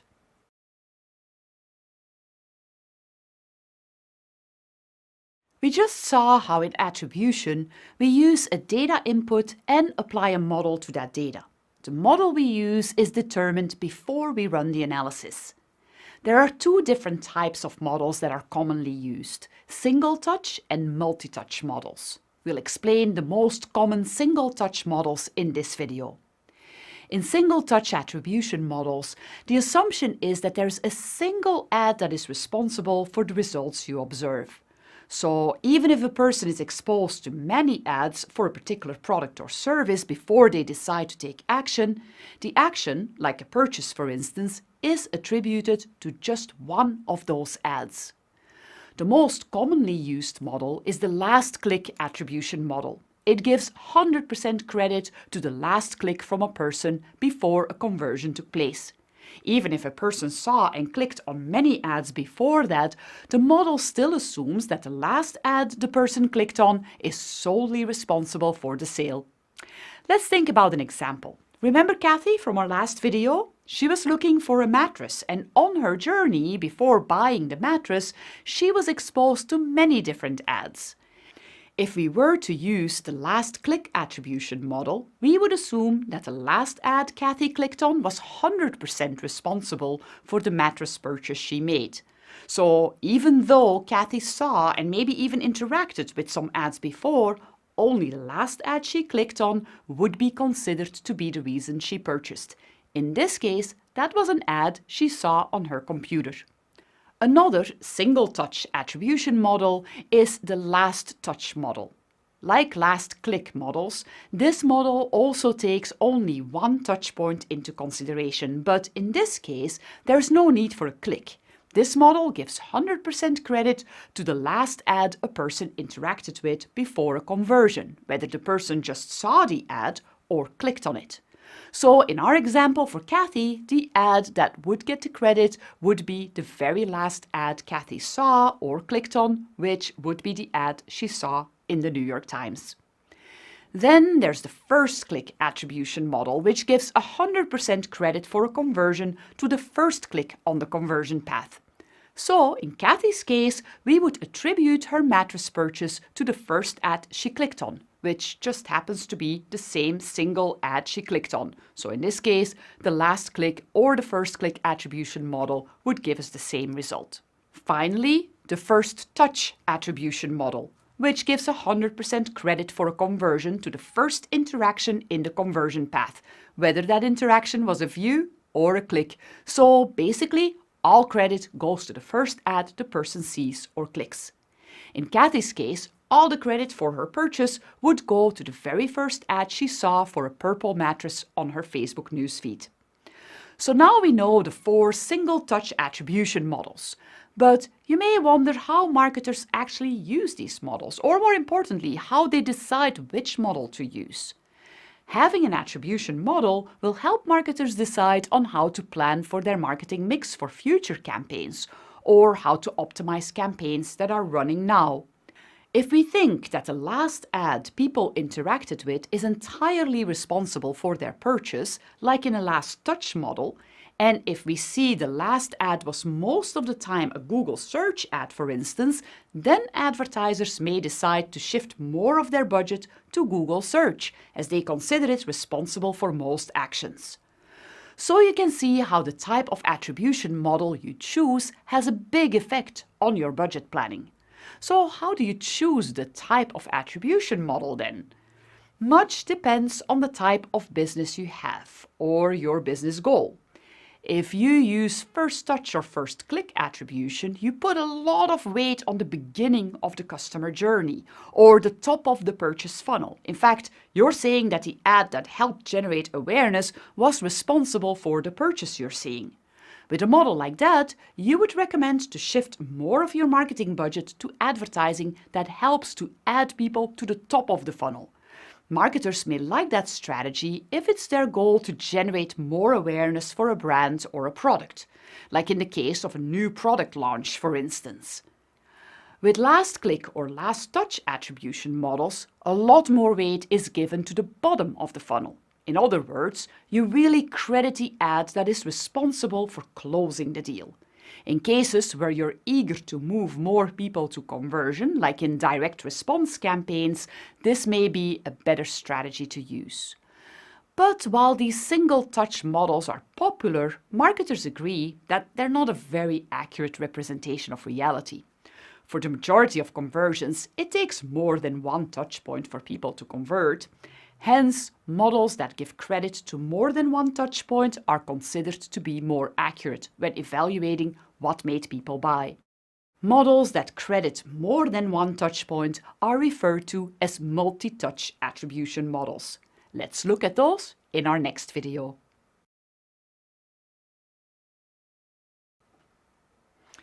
In our last video, we talked about how there are 2 different types of attribution models that are commonly used: single-touch and multi-touch models. We already talked about single-touch attribution models, and while they're very common, we also saw that they're not a very realistic representation of reality. After all, in most cases, people will see multiple ads, often on different platforms, before they make the decision to buy something. Multi-touch attribution models try to better capture that reality, so let's look at them. In multi-touch attribution, we assume that all of the ads people see leading up to taking the desired action, like making a purchase for instance, have an effect on that action. Or in other words, all ads together are responsible for the result. That makes sense, but the question then becomes, were all ads equally important, or were some ads more important than others in their influence on the results? Depending on how you answer that question, a different attribution model can be used. Let's look at the most common ones. First, there's the even credit model. in which equal credit is given to the touchpoints, impressions and clicks that led to a conversion. Let's go back to Kathy. We talked about her mattress purchase in our previous videos. Remember that Kathy saw several ads before she decided to purchase her new purple mattress.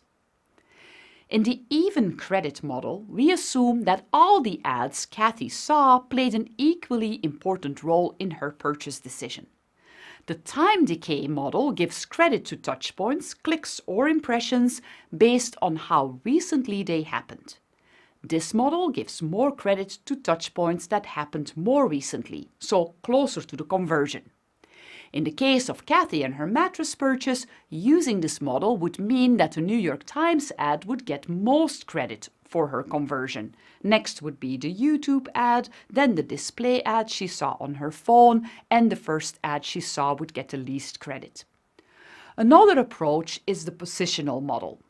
In this model, first and last touch points, whether they're clicks or impressions, are given more credit, while the credit for the remaining touch points in the middle is divided equally. So for Kathy's purchase, both the New York Times ad and the Facebook ad would be given most credit, and the other ads she saw along the way would be considered less important, but they still are given some credit. All of the multi-touch attribution models we described so far are referred to as rule-based models. As the analyst, you decide on the rules upfront, and then you apply the model to your data. So you can decide whether you will use a rule in which you give credit to the touchpoints evenly or not. When you use attribution analysis in platforms like Google Analytics, for instance, you get to select the model you want to apply to your data. But it's not always clear which model best applies to your situation. How would you decide between all these models? You really have to understand what influences your users most, and that isn't always easy. That's why you may want to rely on a statistical model rather than one of these rule-based models I just described. Statistical models take a different approach. In statistical or math models, you let the data speak and you don't decide on a model ahead of time. Statistical models use all available data to determine which ads impact results.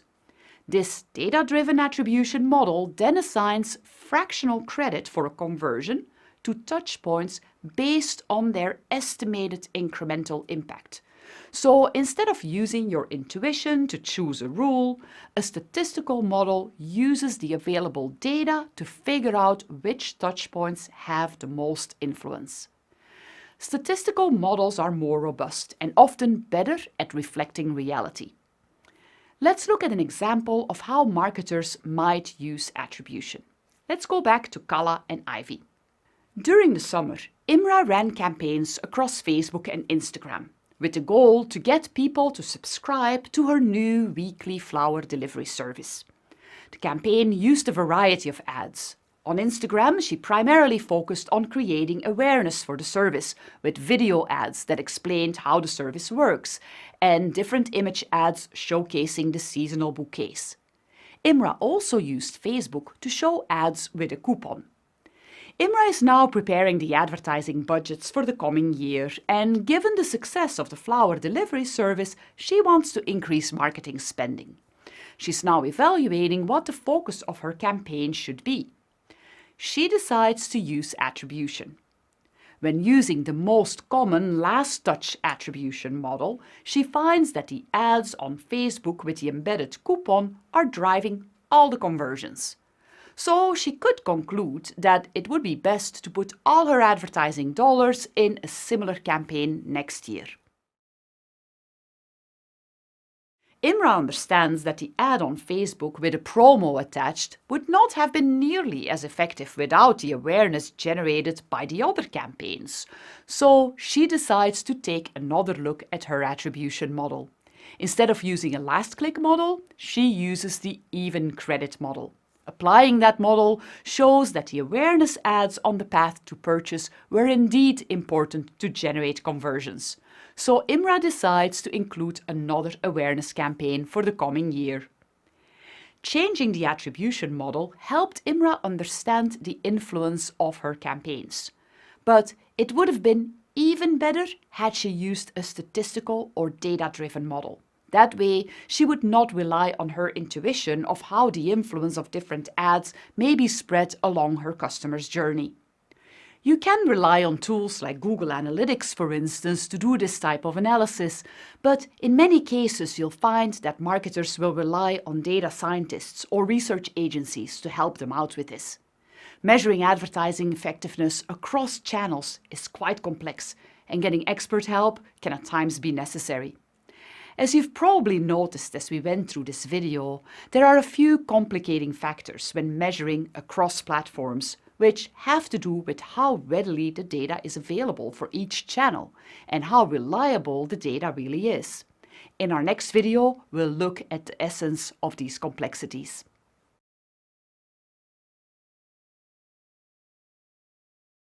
When advertising first went digital, there was incredible excitement around the measurement opportunities associated with it. When people click on an ad or interact in any way with content online, their actions are registered, and the resulting data allow for the granular reporting and analysis we've discussed in this course so far. But by now, you probably also read between the lines that data collection, measurement and analysis online isn't always as easy as it may seem. It comes with a few challenges, and while we have some ways to overcome these challenges, it's good to be aware of them, especially when you're measuring across platforms, like we discussed in the previous videos. In this video, we'll take another look at the challenges you should be aware of. For the sake of this video, I'm going to categorize the challenges into two different themes. First, to get a good read into what happens along the customer journey, you need to be able to measure behavior and ad exposure on different platforms and devices. And second, you have to connect the behavior you see to one individual and their customer journey. Let's talk about the different platforms and devices first. When we want to track advertising effectiveness across the whole customer journey, we need to be able to monitor behavior on the different platforms where people can convert. For instance, if you sell a product on a mobile app, on the web, and in your store, you want to make sure you have a way to capture all the sales. If you're trying to evaluate the effect of your advertising on all sales, you'll have to make sure that all sales are indeed included, which also means including the offline sales. Let's think about what that means for a business like Kalla and Ivy. For instance, if Imra wants to understand the effect of her advertising for the fall wreaths she sells, she would have to monitor how many wreaths people bought online through her website and her mobile app, and how many she sold in the store. In order to do this, Imra will need to make sure that her team can collect all the data for every sale. To track the sales on the website, she could use the Facebook or the Google Analytics Pixel, for instance, depending on which tool she plans to use to analyze her data. The Pixel would send information back to Facebook or Google on every sale through a Pixel event on the thank you page. To track the sales through the app, Imra would need to make sure the Facebook or Google Analytics SDK is integrated in her mobile app. The SDK would then allow her to track the app sales. For the offline sales, Imra could integrate her offline sales system, or the system she uses to track sales in her store, with Facebook or Google Analytics through the respective offline conversions APIs. That's an automated way to integrate the offline events into the Facebook or Google platform. To get this to work, she needs the help of a software developer. But once it's set up, Imra will see information on the offline sales in her Facebook or Google Analytics reports. This will definitely help her track the effectiveness of her advertising. The second measurement challenge is connecting all the touch points to one person. When a person visits your website and also visits your app along their journey to purchase, you'd want to understand that that was the same person. Without that insight, it's difficult to understand the contribution of different touch points to your results. Historically, advertisers have relied on cookies to connect a sequence of touch points to a person. Cookies are pieces of code that get added to a person's web browser when they visit your site and when they see your ads. The cookie then lets your advertising or measurement platform know which ads people interacted with or saw. This solution works reasonably well if you assume that all interactions happen on a computer, but cookies don't work well on mobile devices, and they don't work in mobile apps. As a result, it's challenging for advertisers to connect the data from a person's interactions with ads on mobile devices with that same person's interactions on computers. Platforms like Facebook and Google leverage a persistent login and a unique identifier associated with a person's Facebook or Google account. When a person sees Facebook or Google ads on mobile or on the web, Facebook or Google can connect the dots. Together with the pixel, the SDK, and the Conversions API, this approach allows you to tie the actions directly to real people. Using this approach reduces the chance of missing touchpoints in the conversion path, and it allows to relate all the touchpoints back to the one person. It's good to keep all these data-related challenges in mind as you plan how you will measure the effectiveness of your campaigns. It will help you make sure that you put all the tracking mechanisms in place so you can connect the dots later. Of course, in some cases, you'll be working with third parties to help you measure.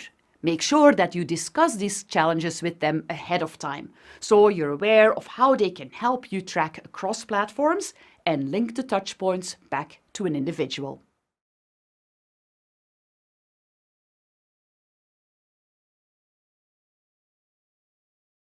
So far this week, we focused on optimizing your marketing mix using marketing mix modeling and attribution. Both of these methods help us to adjust where we spend budget to have the most impact on results. But as you go through deciding where to spend more money, it's also important to understand how people move through your sales funnel and whether there's anything you need to keep in mind as you think about how people go from being aware of your product to actually purchasing it. In this lesson, we'll take a closer look at how you can evaluate your sales funnel and how that may influence some of the decisions you make.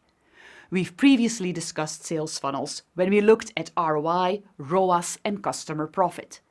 As a refresher, a sales funnel, also called a purchase funnel or revenue funnel, is a way to visualize your potential customer's first interaction with your brand all the way through to repeat purchase. Remember, the marketer's goal in using a sales funnel is twofold. On a micro level, moving an individual user from one stage to the next, and on a macro level, moving as many people as possible through the funnel by increasing conversion rates at each step. So next, let's deep dive into sales funnels and discuss how to examine drop-off in the sales funnel. We'll also focus on sales funnel shapes and what they mean. And we'll look at how you can analyze and visualize sales funnels in Tableau. So let's take a look.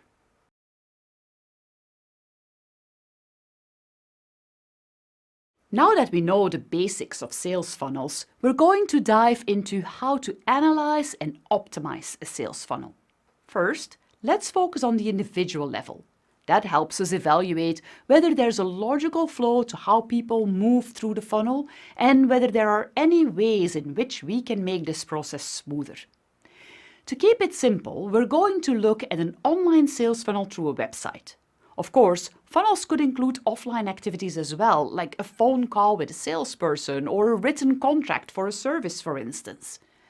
In order to do a sales funnel analysis, we need to understand what the steps are in our funnel. For instance, a basic e-commerce funnel may look like this. You go from the entry page to the category page, product page, checkout page, and finally the thank you page. Yours may be more or less complicated than that, depending on how your website is set up. Your website design will typically dictate a certain flow. But when you analyze the data of how people actually navigate your site, you might find that it's a little different from what you intended. That's always good information to have. For instance, you may think that people always start their journey on the homepage of your site. But you'd be surprised how often that's not the case. Many people find their way to a website through search, for instance, and they may thus land on a product page instead, bypassing the neat funnel that you had constructed for them. If that is the case, you may need to reflect on what you put on that product page, since it's the first interaction people have with your website. Data will help you assess whether your intended funnel matches reality. To analyze and optimize your funnel, it's good to look at each stage of the funnel and ask ourselves some questions.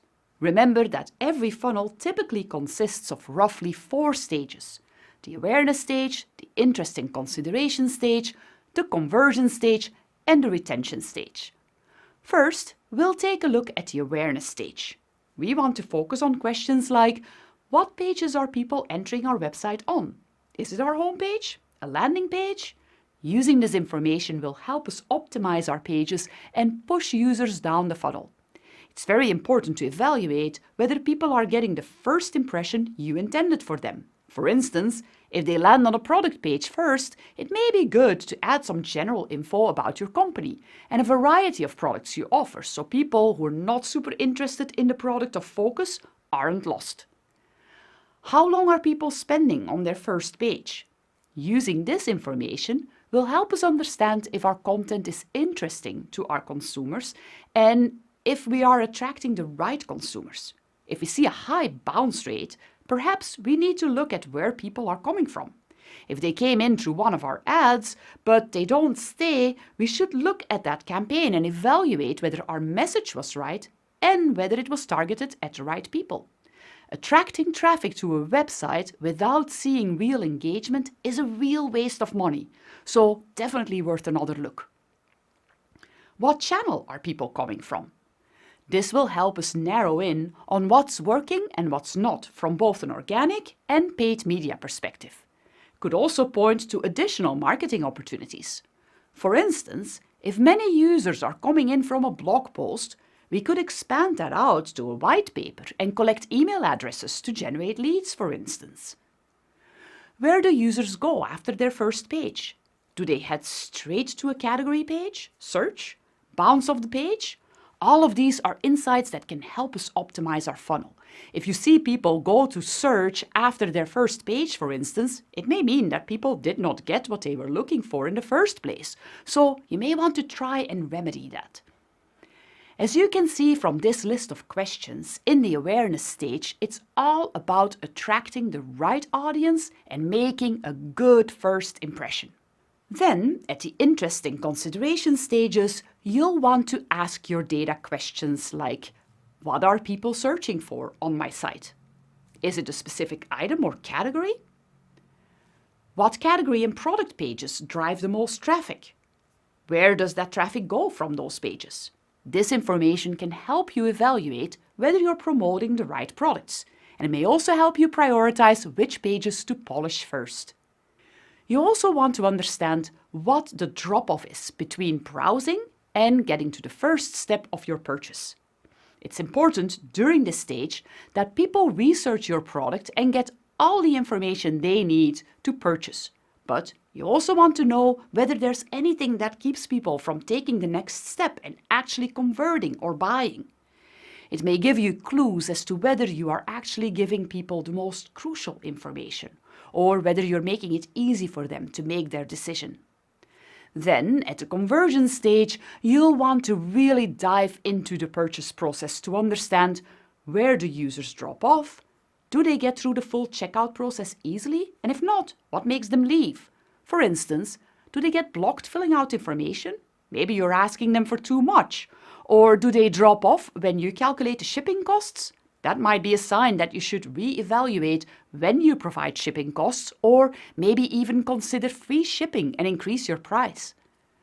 Do users go backwards at any given time? If you see users clicking backwards or returning to their cart, this may be an indication your checkout is too complicated or confusing for your users. How long does it take a user to check out? This will help you understand what the average experience is like and optimize accordingly. Lastly, at the retention stage, you'll want to look at questions including how many of your visitors are returning users? If the number is low, it may be worth it to invest in a customer retention program, like an email newsletter or promotions. Remember that retaining users helps to increase your customer lifetime value. You'll also want to understand what pages your returning users visit. This may give you clues for products you can promote to keep users coming back. And of course, you don't just want to check whether visitors return to your website. You also want to know what the repurchase rate is for returning visitors. You can also check where returning users enter from. Especially if you have a retention program, you want to assess whether it works, but it can also help to understand what triggers users to come and visit you again. Asking these questions will help you understand where users are dropping off in your funnel, as well as how to optimize your site experience for success. But how exactly do you perform an analysis like that? This is where your site analytics tool comes in. A tool like Google Analytics, for instance, helps you evaluate these questions. It is an exploratory process, and you should let this list of questions guide your exploration and find the answer in the Google Analytics data. It's a bit like detective work, and it takes some digging, analyzing, following clues, but if you keep this checklist in mind, you should find the main areas where you can optimize your sales funnel. These questions will help you understand how individual users navigate through your sales funnel and what may hinder them to advance from awareness to conversion and retention. But remember that you may also want to use your sales funnel to get a better sense of how your customer base on aggregate flows through the process to help you make strategic decisions related to marketing action. That is what we'll look at in our next video as we explore how to optimize using different sales funnel shapes.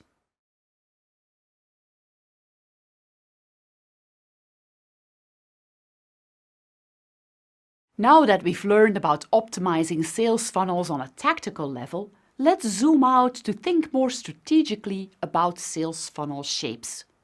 Visualizing the funnel is a great way to understand where your opportunities are with your customers. Too many people staying in awareness? Or too few customers in conversion? Visualizing the funnel will let you know where customers are and what messaging they may need. A healthy funnel is sometimes called the classic funnel. This funnel has people continually coming into the awareness phase, with some customers going down into consideration. Then fewer going into evaluation, then even fewer going into conversion. If you see this funnel shape, congratulations, your funnel is very likely healthy. To stay healthy, this funnel should be continually refreshed with new users in the awareness stage. Keep an eye on your funnel shape to ensure it stays the same. It's very common to see the classic funnel shape narrow considerably at the bottom. In that case, people come in at the awareness stage and they may show some level of interest, but they don't make it all the way through to purchase. That's when you should go back to your checklist and explore what's happening during the checkout process. Is there anything in your website that's blocking people from checking out? Are they leaving when you require them to give their personal information? Maybe you're asking them to sign in and that complicates things. Are the costs too high? Maybe shipping is an issue, and so on.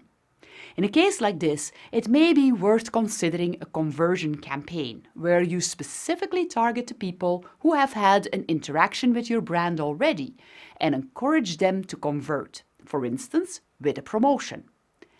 As you examine your sales funnel, you may run into another shape, sometimes called the blocker. This is where a majority of users are stuck in the consideration or evaluation stage, but your awareness and conversion numbers are low. If you see this, consider why consumers may be staying in that phase. If you're B2C, take a look at your product detail pages and check out flow. Is it easy for people to go through the conversion phase, or are there obstacles? If you're B2B, take a look at your lead gen process. Perhaps you're selling too soon or haven't provided enough information for users to convert, and you may be attracting the wrong audience. In a situation like this, you may need to consider another awareness campaign so you can attract more people to the top of the funnel. But you should pay special attention to your target audience. It may be a good idea to get more insight into the people who do convert and try to mimic their characteristics in your target audience for your awareness campaign. You could combine this with a conversion campaign, targeting people who have interacted with your brand to try to convert them. The last shape we can look for is the reverse funnel shape. This reverse funnel has very little activity in the awareness, consideration and evaluation stages and large swaths of users in the conversion stage. While this may seem great at first, a reverse funnel can lead to a lack of customers down the road. If you see this shape, whether you are a B2B or B2C, you'll want to focus on your awareness tactics to bring more users into your sales process. Analyzing your sales funnel shape can be a great way to develop a holistic strategy towards your media campaigns and help you understand where you should be focusing your time. Once you have the shape down, you'll be able to deep dive into the questions previously discussed in order to optimize your sales funnel for success. Next, let's take a look at how you can visualize your sales funnel using Tableau.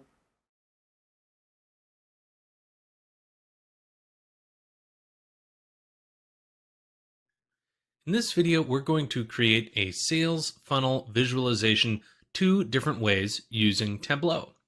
The first is fast and simple. The second is a little more complex, but it's more visually appealing. You'll probably find times in your work as a marketing analyst where both of these will be appropriate. First, make sure you've got your data loaded into Tableau.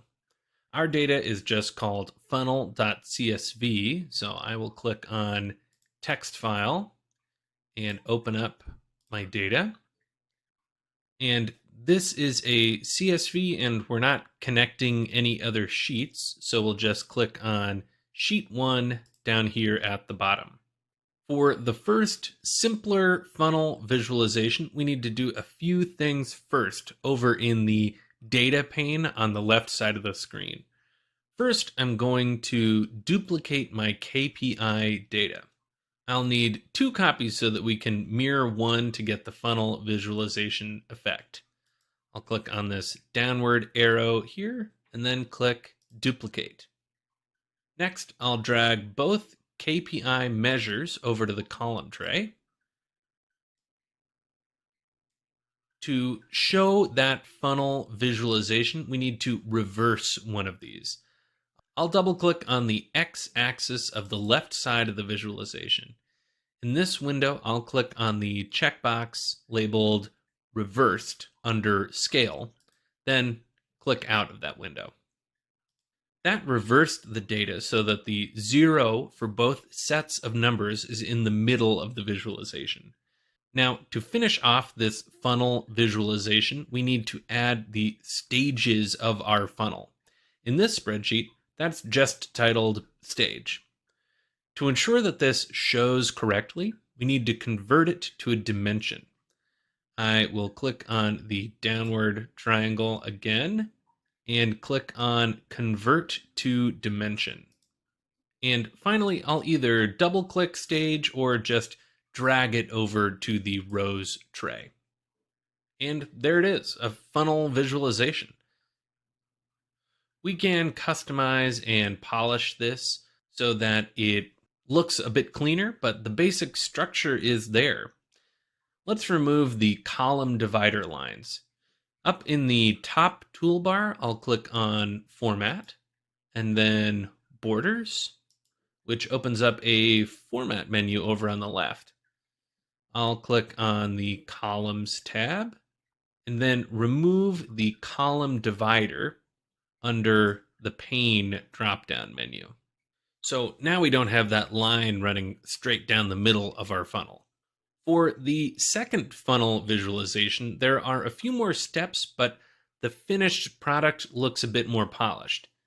I'll click New Sheet down here in the bottom left-hand corner so that we can start fresh. I'll need some of the same things, 2 copies of the KPI data, and the stages of our funnel converted to a dimension. Because we already did that for the first visualization, we don't need to repeat it here. To start, we'll drag measure values over to the columns tray twice. Next, click on the right side copy of the measure values data and the little downward arrow. Click on dual axis. Like before, this is telling Tableau that we're going to use this data twice in the same visualization. Under measure values, Tableau automatically grabbed the count of items in our CSV, so we can remove that, just pull it out. And we'll drag over the stage dimensional data we have over to the rows tray. Our first time through, we reversed an axis to create our funnel shape. This time, we're going to use a very simple calculation in Tableau to create the shape we're looking for. I'll click on the copy I made of our KPI data, then that little downward arrow again, then edit. And the calculation we'll enter here is simply a subtract sign before the brackets. I'll click apply, and then OK. There you have it. That created a set of mirrored opposite numbers for our funnel. It's already really starting to look like a funnel. Let's customize this from here. Under the first measure values menu, drag in the stage and measure names data. I'll set the stage as the color and measure name as the detail, which it already was. We'll change this field from automatic to line, and you can see we already have the shape of a funnel in a spectrum of colors. Under the second measure values menu, I will drag in stage again and measure names again. I'll set it to line again. And this time I will set the stage to color. And down here under measure names, I'm going to set this to path instead. And that gives us a nice outlined shape for our funnel visualization. Like last time, you can customize this however you'd like, but the basics of your sales funnel are right there for you. I hope this was a helpful walkthrough for creating a sales funnel visualization. It's something you'll surely use in your career as a marketing analyst.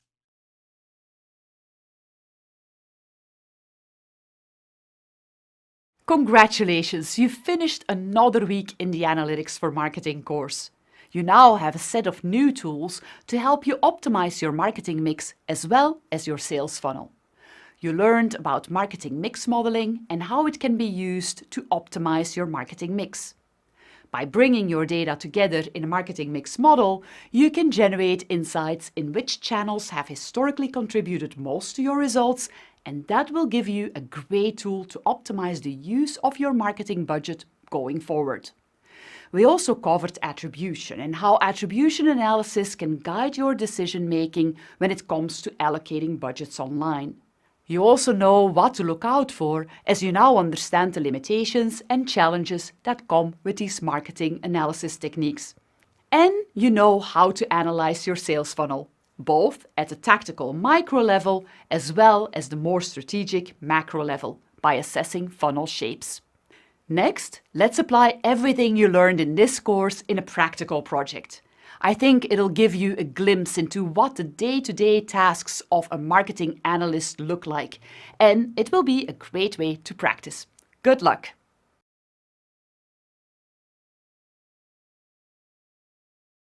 Congratulations! Kudos to you! You finished the course on Analytics for Marketing. I'm glad you came with me on this journey. Marketing analytics is fascinating, and I firmly believe that marketing needs analytics to achieve its full potential. Let's look back at what you learned. First, we took a close look at segmentation, a technique you need to help the marketing team identify its target audience. You learned how you can use k-means clustering to do this. Next, we focused on the measurement methods you need to help plan and forecast for marketing. You know how to calculate main marketing outcome variables, customer lifetime value, and you know how linear regression can help you with planning and forecasting. Then we took a closer look at how you can measure advertising effectiveness. You learned about both observational and experimental methods, and you now know what it takes to design a good experiment to help you understand the impact of marketing campaigns. You also know how to optimize campaigns with A/B tests, a technique that I'm sure you will be able to put to good use in your role as an analyst. And finally, we focused on optimization. You learned how marketing mix modeling can help optimize your marketing budget across different channels, both offline and online. You also learned how you can use attribution to get a better understanding of the influence of different online marketing activities on your results. And you also studied sales funnels and their shapes, and you learned how to optimize based on those findings. That's a wealth of knowledge and new skills. In our next course, we'll take a look at the Facebook platform and how Facebook provides tools for advertisers to help you with the different analysis we discussed so far. I will see you there.